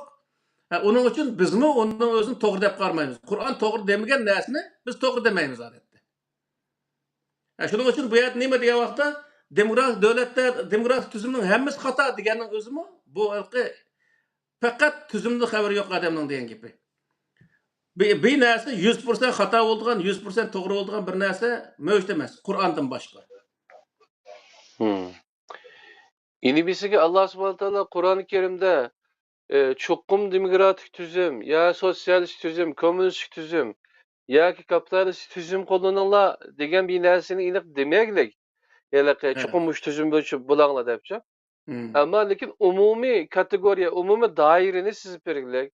Yani He. kullarını azat qilish, üzerlerinin tapkan şu baylıkları da üzerine işlep tapsanlama. Bunun da yetim misirlarındaki hakkı var. He. Zakat, şundan ya. He. Bunların hemmisi Allah'ınki orta koyup bergen insanların arasında sinipi ayrımcılık kılıp birbirini ezmeslik için onun aldığını eliş için devatkan narsa düşün. Elbette. Şu o Kur'an'ı mı Allah düşügen ama insanı mı Allah yaratkan, Hmm. tabiatını mı şu yaratkan boğaçka bu Kur'an bilen o tüzümlerinki nimisi Karım karşılık olmaydı. ilgisen mesela Allah değil mi düşün? He. Abdülhaki bazı insanlar insan tüzep çıkan derse oğandakin o çok mu haram? Aşağı Allah şer'i tüzüm ya ki İslami tüzüm dep meda binas kıgan kıpagen dep Hristiyanların ya ki Yahudilerin ki kallasıdaki dini devlet nimisi Hmm. olmaz mı? He. Aşı uçu bir göz karışla peyda vallahi da hem de. Şu haklı Doğru. kallası ilişiyor. Şu Kur'an'daki tüzümge koygan prensipler nahayet keng dairini öz içine alır çünkü bay degenge okşaş iqtisatda hech qandaq sinip yoki bo'lmaydi millat armasının davlat fuqarolarniki har qandaqadan u boj to'lash iqtidori ega bo'lgan har qandaq inson qaysi din qaysi mazhab qaysi millat bo'lishidan qat'iy nazar uni topgan tafovuti qarta boj elish ve yardım kıldığı vaxtımı hiç qandaq din yoki millat armasının onun ehtiyacı qarta yardım qilish. Bu Kur'an buni o'zi boruydu. Yani ihtiyaç qarta yig'ish ve ihtiyacı qarta berish. Bu o'zi Qur'oni Kerim o'tirib qo'ygan prinsip. Mushuni qarta tuzum tuzalsa iqtisod sohasida bu to'g'ri bo'lgan bo'ldi. Siyoset sohasida davlatning ichida butun fuqarolarga adolat ostida barobar muomala qilish. Bu nihoyat o'zi güzel bir prensip misal. Mush prinsip aslida o'zi tüzümlerinin özünü devlet özünün tüzümünü tüzeşinin özünü Allah Teala ruhsat kılıqlık. Yani aşı prinsip aslında özü tüzse hem insanın beraber muamele kılış, adalet aslında hemisi okşaş muamele kılış diyen aşını asas kılıp durup o tüzümünü tüzgen bolsa o vaxtda demek ki o Kur'an zıt olmaydı diyen gep. Yani Kur'an'a doğru keldiğin tüzümler diyen gep. Meyli o Kur'an'a yani dinge itikat kıldığan, İslam'a itikat kıldığan insanlar olsun ya itikat kılmaydigan insanlar olsun o Kur'an'a doğru kelgendikilla o devletniki özü tüzüm sahasidagi işi hal bo'lgan bo'ldi. O devlet şunu taraqqi ketavergan bo'ldi. Nima uchun degan vaqtda ichki masalani hal qilgan bo'ldi. Bütün öz devlet ichida yashaydigan bütün millat va har xil dindik insonlarniki bütün masalasini o'zi hal qilgan bo'ldi devlet. Shu vaqtda o devletning ichida hech bir millat yana bir millatga hujum qilmaydigan, devlet qarshi chiqmaydigan chunki devlet uni adil nima qilayotgan ekan. Bundaq o'zi bir nima bo'lgan ekan, devletning ichida parakentlik olmaydi degan gap. Hem siyasetde neyimiz? Siyasetteki içki siyasetini biz nurgul qatim dedik. Hazırkı neymi? Taşkı siyaset jodayağında. Taşkı siyasette asla Kur'an-ı Kerim öz ölen bir dindeki insanlar öyle münasebet kılış lazım. Ya ki öz ölen bir neymi? Millettaş insanlar öyle münasebet kılış lazım diyen bir neyse asla mevcut demez. Taşkı siyasette devletin menfaati, ali menfaati asas kılındı. Şu menfaat asası da özü muamele kılış lazım ama başka milletin setiş şartı öğrenemez. Mesela bazı devletler bir milletin setiş şartı öğren, o yani bir millet öğren, yani bir devlet öğren, yaxşı olduğun bunda işler var. Bu özü Kur'an-ı Kerim'e nait kat zıt geliyordu. Ama satmazlık şartı öğren, o özü taşkı siyasette o devletin ali menfaatini asas kılan halette iş yapmazsa o siyasetçi doğru siyaset yapmagan boludu. Fakat ben Müslüman ben kılışım lazım.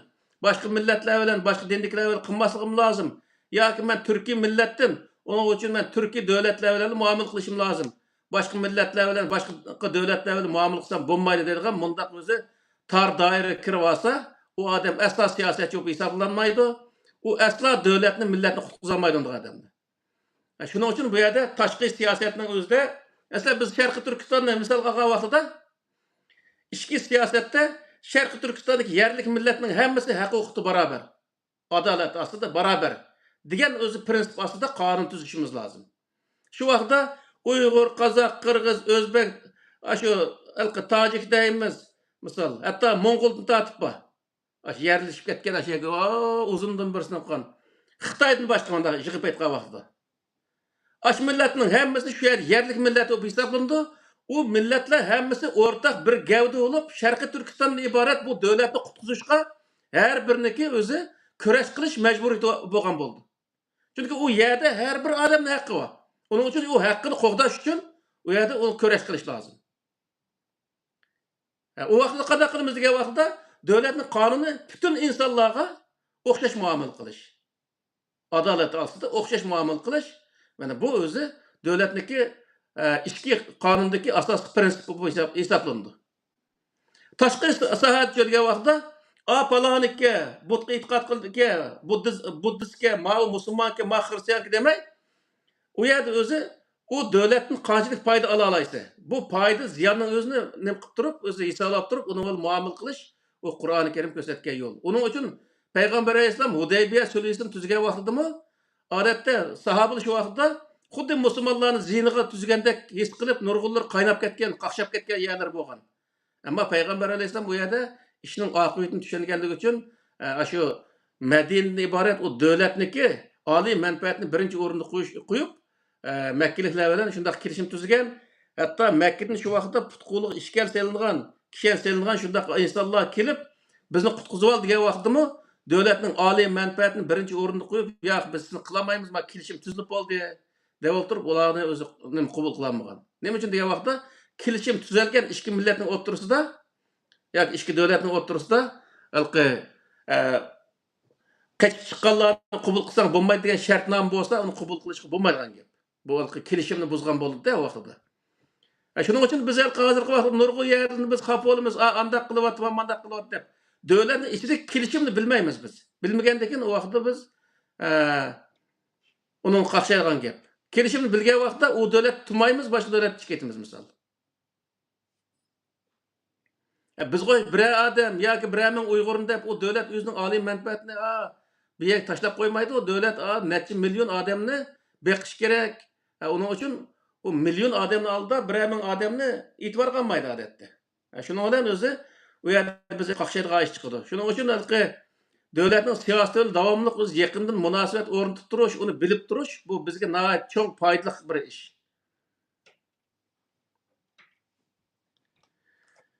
Xo'sh. Allah razı olsun. Bayatın aşı bir yerde ilim okuş, ilim penge, mağrıpka köprak itibar veriş de başı ikinci noktada bek ta'kidledi. Başını güçlendirdiğin, kollaydigan bir gapni men bir yerde okudum. Başı Germaniyada deydi hem de onda. 300 yılın yankısı deydi. Bir tal yeni bir çirkav selinip bakmıyor. Dep, işte deptem de oldu şu. Hem de ola onu çirkav selişka sarf qilgan pulni nimaga sarf qiladi desa, o'qishga, tadqiqotga, nashriyotga, shundaymi ya? Davlatning mudofaasiga bu jihatlarda texnika rivojlantiradigan narsalarga sarf qilinadi. Masalan, Mehmetba Shpigrovni tunji bo'lib shu German odam o'rtaga chiqadi, ro'yobga chiqadi deydi. Ammo lekin tarixga yaxshi qaraydigan bo'lsa, Xitoylarning emas, Uyg'urlarningki Mehmetbani ijod qilganligi to'g'riliq ma'lumotlar bordi shu. Albatta. Ammo lekin Germanlar buni ko'rib özü qabul qilib, ondan keyin buni taraqqiy qildiganda, Doğru. shuning bilan dunyoga Germanlarning nomi ortiga chiqildi-da, buni shular qilganda. Doğru. Hazır ma Avrupa'da Kanada'dan bu işler belki Amerika'dan bo'lgan bo'lishi mumkin. Hazır bu G'arb davlatlarida çirkov selish emas, ba çirkovning o'zini musulmonlarga pulga setish boshlandi. Ma Angliyadan bir çirkovning o'zini bir Uyg'ur bir puldar bir qarindishimiz vardı shu oldi. Uyg'urlar uchun olgan bo'ldi. Hazır Kanada'da mana bir çirkovni setib olib jami qilib oldi. Hazır bular çirkov selish emas. Çirkov yo'qib ketsin hech qanday o'zi g'am qilmaydi bular. Nima uchun degan vaqtda bir davlatda qancha jiq ibodatxona selinsa, u davlat shu darajada xurofiylik va bo'lgunchilikka duch keladi. Shuning uchun bu yer nima degan vaqtda Payg'ambar alayhissalom va boshqa payg'ambarlar misol Yusuf alayhissalom Misrda bosh vazir bo'lgan odam Qur'ondagi oyatga asoslangan vaqtida Davud alayhissalom davlat qurgan odam, Sulaymon alayhissalom davlatni kengaytirib, boshqa yerni besib olib, shundaq bir xil cho'ng davlatga ega bo'lgan odamlar. Payg'ambar alayhissalom davlat qurgan odam. Payg'ambar alayhissalom shu Madinaga kelib sog'an masjidni qanchatal masjid sog'an?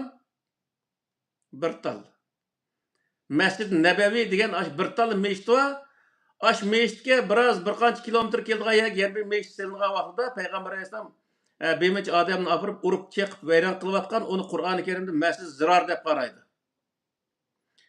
Davud alayhissalom, Sulaymon alayhissalom zamonasida bir podshoh bo'lgan odamlar.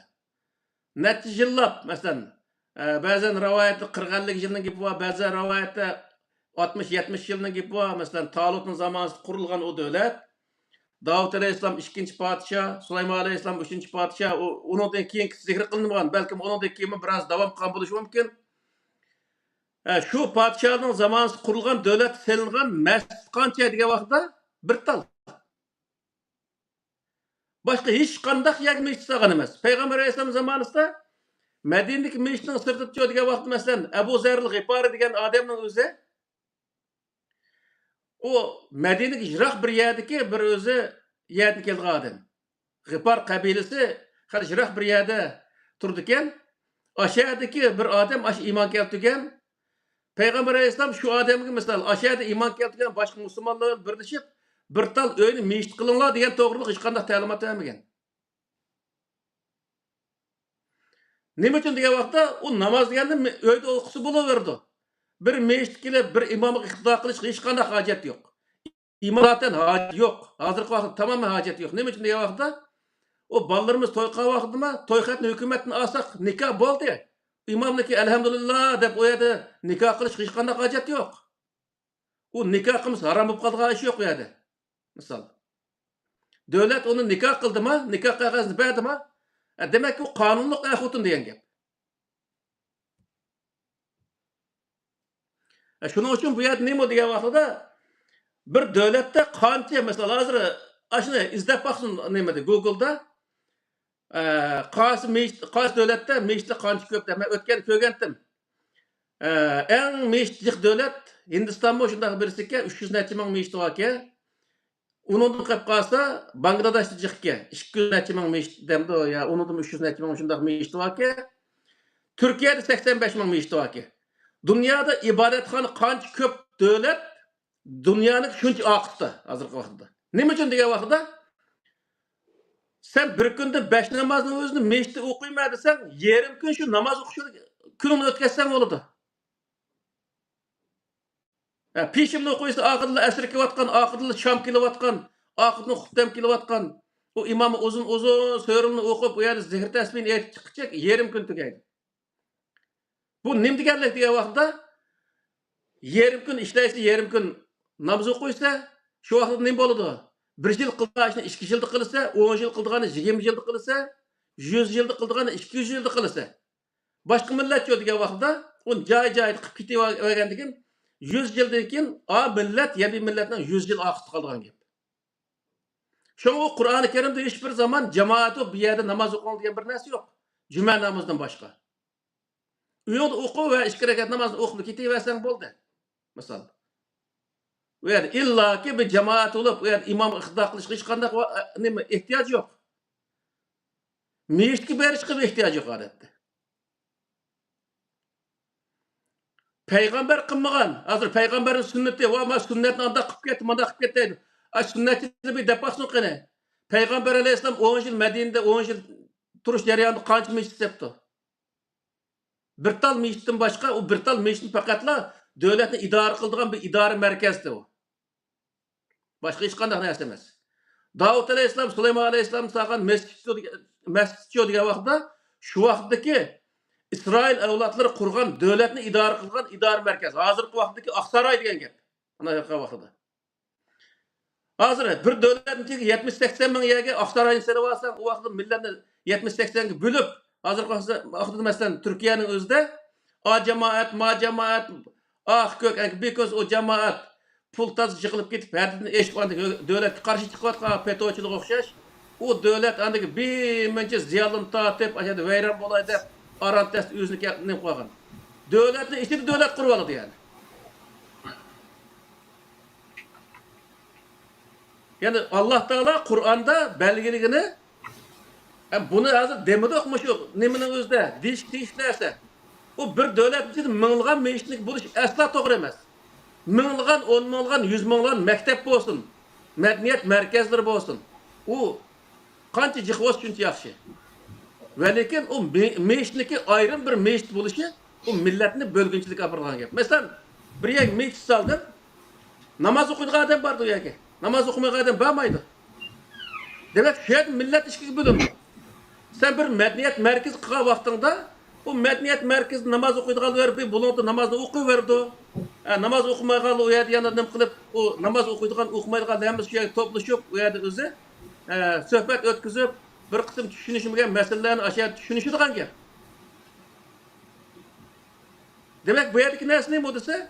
Bu Avrupa'nın beşinin ötken işler boğalığı için tarihte bir oçum Osmanlı'ya küçük etmeymiş yerde kaçın jürişinin bütün sebepleri neydi? Hurafatka çöküp ketkenlik için aşınında özü küçük etmey jügen kinayki toktaptı bizni mi veren kıvatkan nes muşke devolturup muşunda kutulgan ki ma dünya maharet ki ma garip dünyası maharet kiriklik. Demek biz neyme diye vaxtıda kançılık ilim penge ehmiyet belge vaxtıda biz özümüzün şunçılık öz tiz kutuldura alayımız. İbadeti kılaylı. Tamam Allah Teala belgilgen ibadetini belgilgen şekilde kılaylı. Ama keç gündüz onu ibadetini kılıp, onu özü nefli kılıp, her ayda özü manç gün roz tutma, ya her hafta manç gün roz tutma, ya her gün manç gün nefli namaz okuyma, diş ki hiç kadar hacet yok.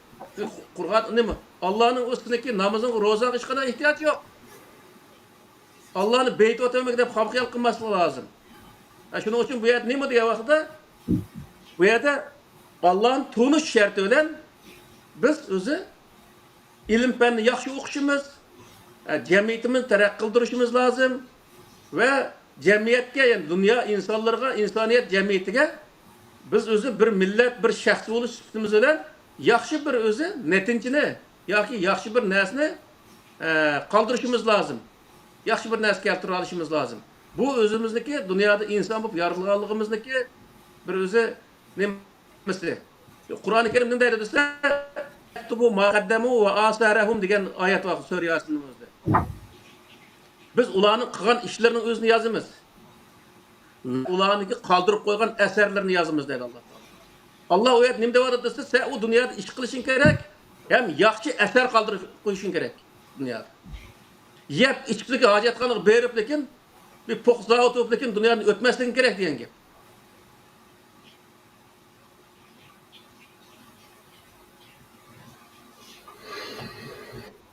Allah kuş kuvvetlerge ilimlerini takmışyardık yapay. Emniyette vezne ağır iddialar oturup koyuldu. Tarihte yani bizim şu ötken algirki 73 kısımlık derste nurgun meselelerde devir bölgüç karakterlik fikirler oturup koyuldu. Elbette veznin düşengen kıymetini bilgenler ciddi uygunuştu buldu. Bugünkü programmada fevkalade fikirler oladı hazır. Mesela mescit bir Müslüman için mescitin bir taraf tikinili ve sen kıyamet günü ahiretde mesela periştelerin toyluk oludu degenden ibaret. Nima? Bir mescitte mesela çağım yani. Aşı mescitke alakadar fazilet, savap, qatarlıklarının o kadar köplükiden insanlar mescitti berpa kılışını en çok hizmetler qatardan kördü-de. Bugünkü masalaning hozirgi tushuntirishlarida mescitninki hatta bir cemaatning bo'linib ketish xavfi bo'lish tufaylidan masjid emas, u balkim bir shu yerdagi to'plum insonlarning o'rtaq manfaatiga uyg'un keladigan bir madaniyat markazi, ya'ni bir to'plum markazi bo'lansa, hammalarni bir arada tutadigan, masalalarni hal qila oladigan mandaq bir organ bo'lsa degan narsa masjidmi ulug' yaxshi xizmat bera oladigan yerga aylanganligini ilgari surildi. Aslida bu yerda gunoh yana masjid bo'lmasligi mumkin deb qarayman mening tushunishimda. Chunki Payg'ambar alayhissalom qurgan, Madinada qurganda faqat bir masjid deb o'tib ketdi. Endi masjidda shu Madinada barpo qilingan tuzumga aloqador butun masalalar shu yerda hal qilingan. Ya'ni demakchi, masjidlar bugungiga o'xshash faqat namoz o'qiydigan, butxonaga o'xshab qolgan yer bo'lib qolmaganligi tufaylidan bütün ehtiyojlarni qamday oladigan bir organ bo'lganligi sababi tufaylidan birisi kifoya qiladi deyilgan va asli qurilish maqsad g'oyasi masjid atilgan, balkim bizning islom tariximizda o'qiyotgan narsalardan masjid deb atalganligi uchun shunday kelgandi. Balki shu davrlarda birga yashagan Madina ahlilarining ichidagi g'ayri dindikilarning kitoblarida u yana boshqa nom bilan atalgan bo'lishi mumkin, boshqa organ nomi bilan. Ben o taraftan ben bilmeyim. Bildiğinler yazıp koysa bo'ldi, tamam emas. Lekin bu yerda muhim narsa nima desa, aşağıda kurulgan narsaning ibodatni markaz qilmasdan, balki mavjud masalalarni birlikda hal qiladigan jamoat so'rini bo'lganligi. Albatta. Aslida aytganda xuddi shu bir to'plum markazi bo'layotganligini ilgari suradiganligi aqllarga hozir ishorat bo'layotdi. Demek Bu mesela bugünkü mevcut mescitlerinin asli fonksiyasi ortadan qolganligi tufaylidir. Ziddiyetlik bir narsaga aylanib qolgan-da bu. Doğru. Misal Hozir agar bu tarafini deyilmasa, madem masjid qarshi chiqdi Xitoy bilan bisabdi degan shaklda tavba qilishdan yalmaydi hozirgi insonlar. Lekin Günah mescid emas. Mescid degan kalimada emas. Ammo masjid degan kalimaning ichini to'shqazgan mazmunda xafa qilyapti-da. Evet. Shuni masalasi hozir endi. Agar u chog'da bir to'plum markazi bo'lgan bo'lsa, albatta, masalan, jami, juma masjidi desa, o zaman mahalla masjidlarda hal bo'lgan masalalarni ular ko'rib kelib bo'lgan. Bu chog'da bu nimaga aylandi bu desa, bir zamondagilarning qavmlar oqsoqollar yig'ilgan bir yerga o'xshasa, bugungi zamondan xuddi parlament, shunday masjid, hukumat binosi qatorliq yerlarning rolini o'ynaydiganligini hozir masalan pamityapmiz endi. Bu nimada mesela Qur'onda Masjidul Haram deydi. Misal masjid degan kelimening o'zini tarjima qilsa chiqadi. Sajda degan kelime bo'ysunish degan ma'noni bildiradi. Itoat qilish, bo'ysunish degan ma'noni bildiradi. Masjid deganni ismi makon. Biz o'zi sarf o'qigan vaqt ism zamon, ism makon deymiz. Ism makon. Bu nimani bildiradi desa, bo'ysuniladigan, itoat qilinadigan markaz, ya'ni itoat markazi degan gap. Bu hozirgi zamonda masalan Davud alayhissalom shu masjid sog'izmoqchi bo'lib, undan keyin o'zi vafot bo'ldi. Oxirida Sulaymon alayhissalom sog'izdi. Sulaymon alayhissalom bir podshoh. Shu davlatning ichida minglagan yerga masjid soldirish nimasi bor shu vaqtda, kuchi bor. Masjid soldirda kuchi bor. Shunchalik o'zi cho'ng, o'zi bir alqi masalan Qur'onda uning tasvirlari bor. Mandaq narsa yasaydi, andaq qildi degan o'zi nurg'ulg'an Sulaymon alayhissalom zamonasidagi voqealarni bayon qildi. Shu yerda Sulaymon alayhissalom ashlilik kuchga ega bo'lib turganligin u davlatning buning pushqaqlarining hammasiga masjid so'zga mundaq nima savob bo'ladi deb o'tirib, undaq masjid so'zgan emas. U yerda masjid degan narsaniki, kelimaniki ma'nosini yaxshi tushungan odamlar bular. U nima degan vaqtda shu atrofdagi ya shu davlatning ichidagi insonlarning hammasiniki itoat qiladigan markazi degan gap bu. Buni da siz hozir nimani farqlantiryapsizlar? Hükümet Davlatniki devlet Aqsaray aparatı degan gapni Amerikaniki Aqsaray misol Amerika devlet aparatına mı okşayetken şu? He, aşındaq degan gap. Hiç bir zaman bir peygamberin zamanısında 5-10 yerga meclis saqan hech narsa yo'q. Hatto Abu Bakr Umarning zamonasida shu Masjid Nabaviy va uning boshqa meclis saqan hech narsa yo'q. Ammo ashlar oyoq berib namoz o'qigan, mayoq berib namoz o'qigan masalan Hazrat Umarning o'zi shu Qudusning o'zini og'a vaqtida ashada jamoat bilan bir yerning o'zini bir sasliqning o'zini tuzlab ashada namoz o'qigan-ki. Keyin ashaga Hazrat Umar o'lib ketgandan keyin 70-80 yildan keyin Umayya sulolasining zamonasida ashaga o'zi Umarning Hazrat Umar jami istab ashaga jami soldi. Umar solgan jami emas u. Demek aşının o'xshash narsalar dunyoda jiq misol. Şoňa ilqi o zamandaki sahabalarni, mesela şu Umayya sulalası hakimiyetini qo'lga olgandan keyin bu şu Suriyani markaz qilgan vaqtida shu Suriyadagi bir yerning o'zini Damashqqa yaqin bir yerning o'zini markaz qilganligi va hattoki shu Baytul Muqaddas deymiz hozirgi vaqtda o'shani markaz qilib keyingi vaqtda o'shaning o'zini masalan Subhanallazi asra degan oyatni ashunga ishlatib turib millatga ashun tavob qo'zg'anligi haqida rivoyatlar bor. Bu nimani bildirib desa, her bir davlatniki siyosiy markazni u davlat fuqarolari shu yerni ziyorat qilish deganni a'lo bilgan. Shuning uchun bular nima qildi desa, davlatniki siyosiy markazni sen mushani nima qilsan, bizni fuqaro mushada nima qilgandan keyin sen bu yerni ziyorat qilishing kerak deydi. Keyin Abbosiylar sulolasi hokimiyatni tortib olgandan keyin Makkani nima qildi? Undan keyin Baytul Haram deb o'shaning o'zini ziyorat qilgan qildi. Misol. Uni Umayya sulolasiga bo'ysunganlar burun tortib ziyorat qilib kelayotgan. Ammo keyin Qartoshni akilib qayta o'zi Abdullah ibn Zubayr Kabini sog'gandan keyin u yerda qayta u yerni ziyorat qilish boshlangan. Bu jami to'g'riliq, mesh to'g'riliq to'xtatilgan bo'lsa, hozirgi vaqt insonlar texmbek o'zi bir holga tushib qoladi. Ammo bu tarixni o'qisa, bütün payg'ambarlarning Musa alayhisolamniki nimada Misrda sog'gan masjidi, Sulaymon alayhisolamniki bu Baytul Muqaddas sog'izgan masjidi, payg'ambar alayhisolam Madinada sog'gan masjidi bu hech bir zaman bu payg'ambarlar ishdan silishga kuch yetmaganmidi? Kuch yetgan. O siyasi merkez bo'lganligi uchun uni bilganligi uchun payg'ambar alayhisolamniki masjidning yeniga ayda bir 1 kilometr yerga bir masjid sevaga vaqtida masjid zirar deb Qur'oni Karim mahsus uni to'g'ri oyati bor. Masjid zirar degan o'zi bu zararlik masjid degan o'zi nom ataq bilan uni o'zini tüptüz qilib atadi. Demak o siyasi merkez ishki bo'ldi degan gap. Hozircha desa, hozir masalan Turkiyada Türkiye hükümeti bir tal siyasi merkez.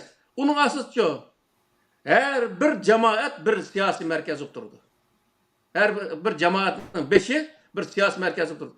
Vakti gelse açlar öz oturuş hürriyet kısa, devletin hal hasırtı da aydı. Yani öktüçülerinin tayanç küçük aylanıp kaladı yani.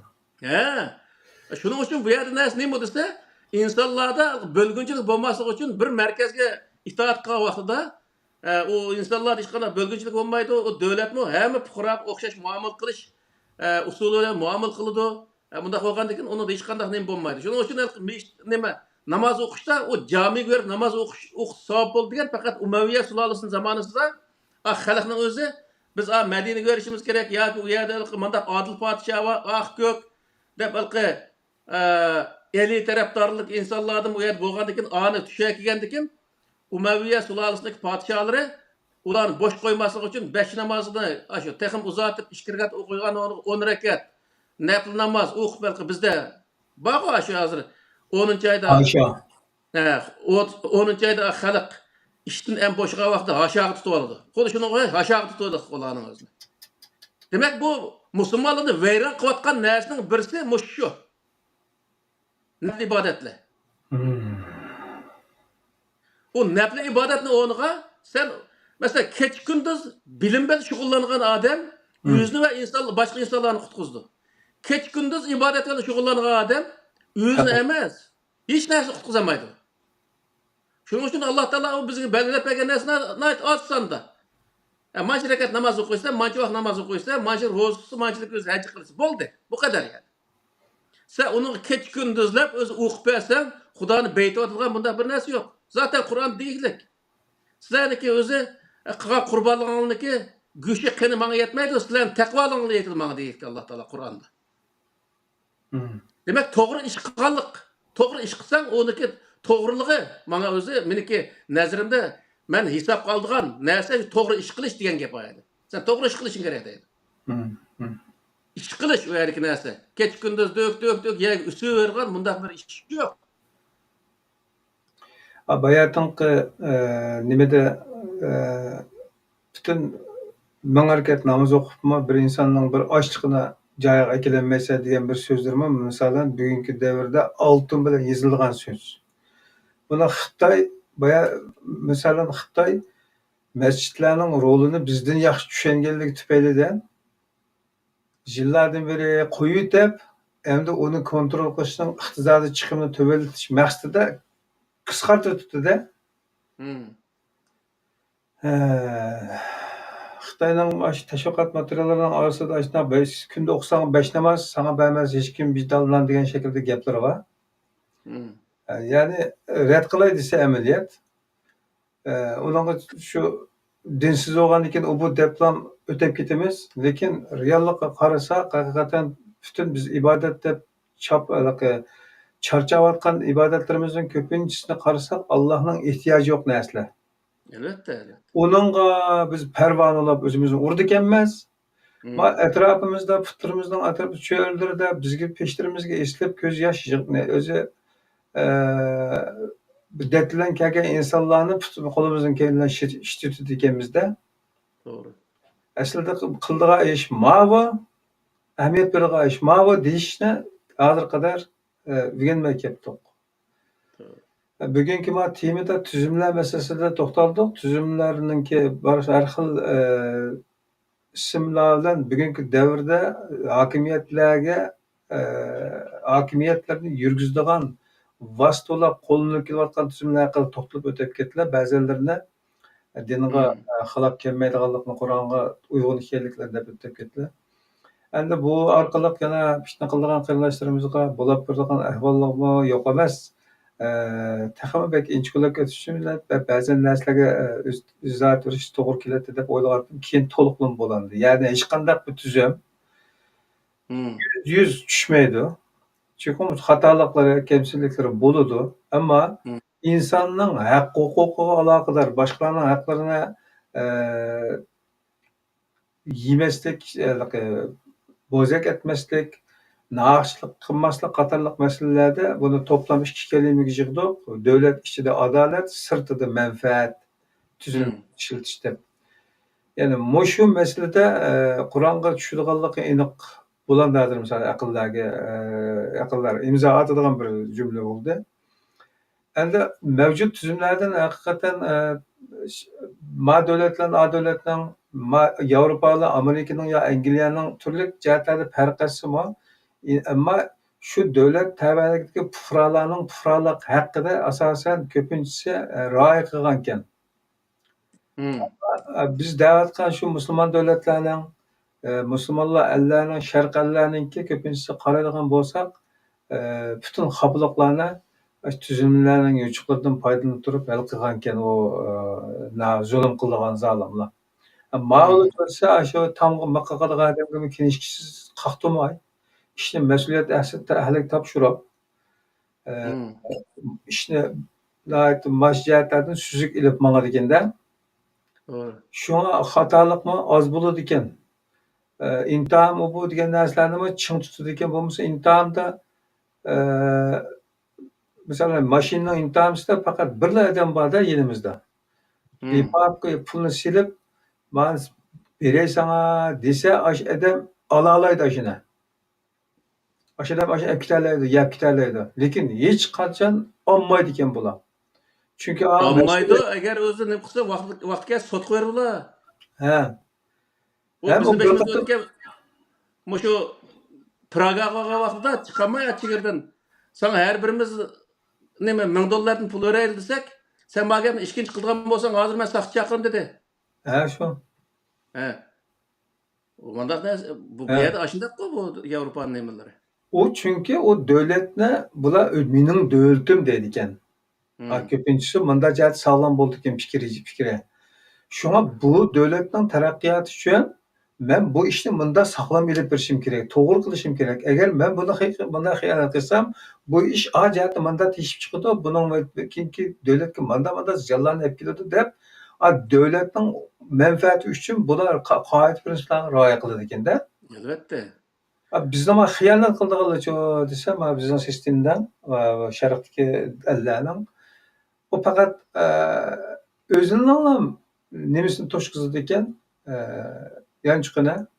Davlat bilan kavrolmaydi ekan, u yiqilsa buningga, bu yiqilsa buningga ortib qutula oladi ekan.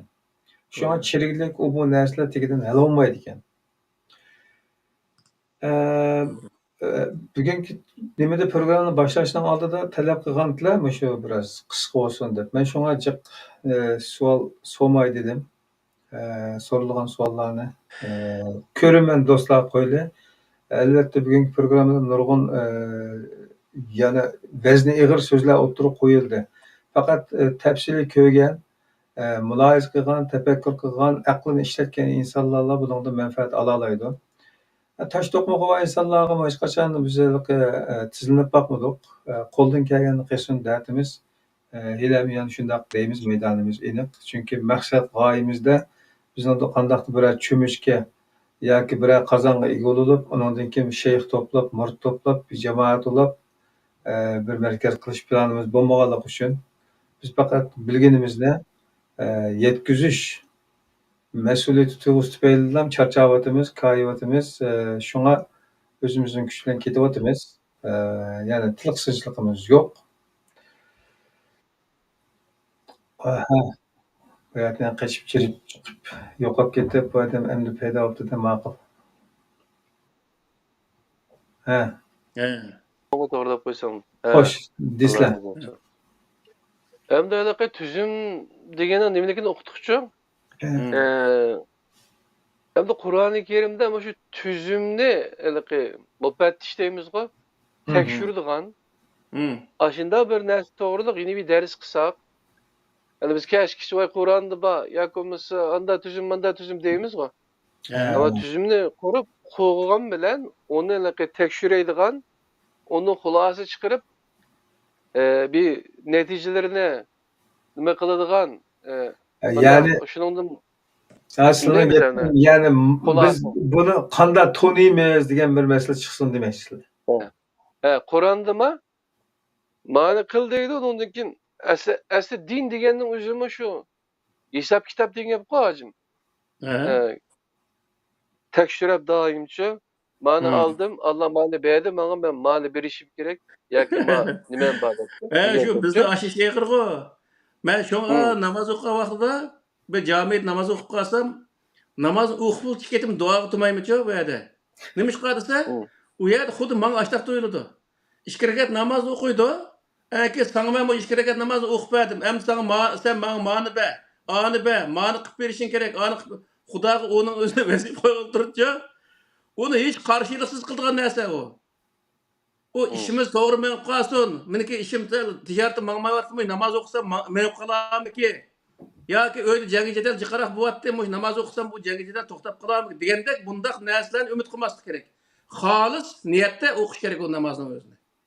Shu namozni o'qiysa, Xudoga ani va ma'ni va deyishga hech qanday haqqing yo'q. U yerda dalga qilgan duoying nima degan vaqtda, Xudo mush namozni men o'qidim, agar xato yerlari yoki kam bo'lib qolgan yerlari bo'lsa, ketiyog'in deb tilashdan boshqa hech qanday bir narsani deyishga haqqimiz yo'q. Shuningdek kelar soatlik darslarda qanday tekshirish, o'zimizni tekshirish, Qur'onga asosan yoki shu tuzumlarga asosanchi. Shu to'g'riliq bir dars so'zlab bersizlar degan nimani demoqchidim teklifni. Bo'ldi. Bu reklamasi ketib qolsin bu ishga yaxshi bo'ldi. Meylanda olsa bugun men bir herib ketiblar. Bo'ldi. Men atganda bir soat kitobni tugatamiz deb 4-5 soat o'tirdik, shundoq charchab ketdim-ku. Tugatdik asosan. Benim yani tetik oldu dersinde falan. Bo'ldi, Rahmat. hammaga ko'p rahmat. Allohga Mak. emanet. Neyse. Rahmat. Aman Allah bağlı. razı olsun. Pidayı kardeşim. Cümlemizden inşallah. Kaderli kürmeler. Bugün Kur'an'dan Nezer programımızın 74. sanı. Nayet yaxşı fikirler ortaklaşıldı inşallah.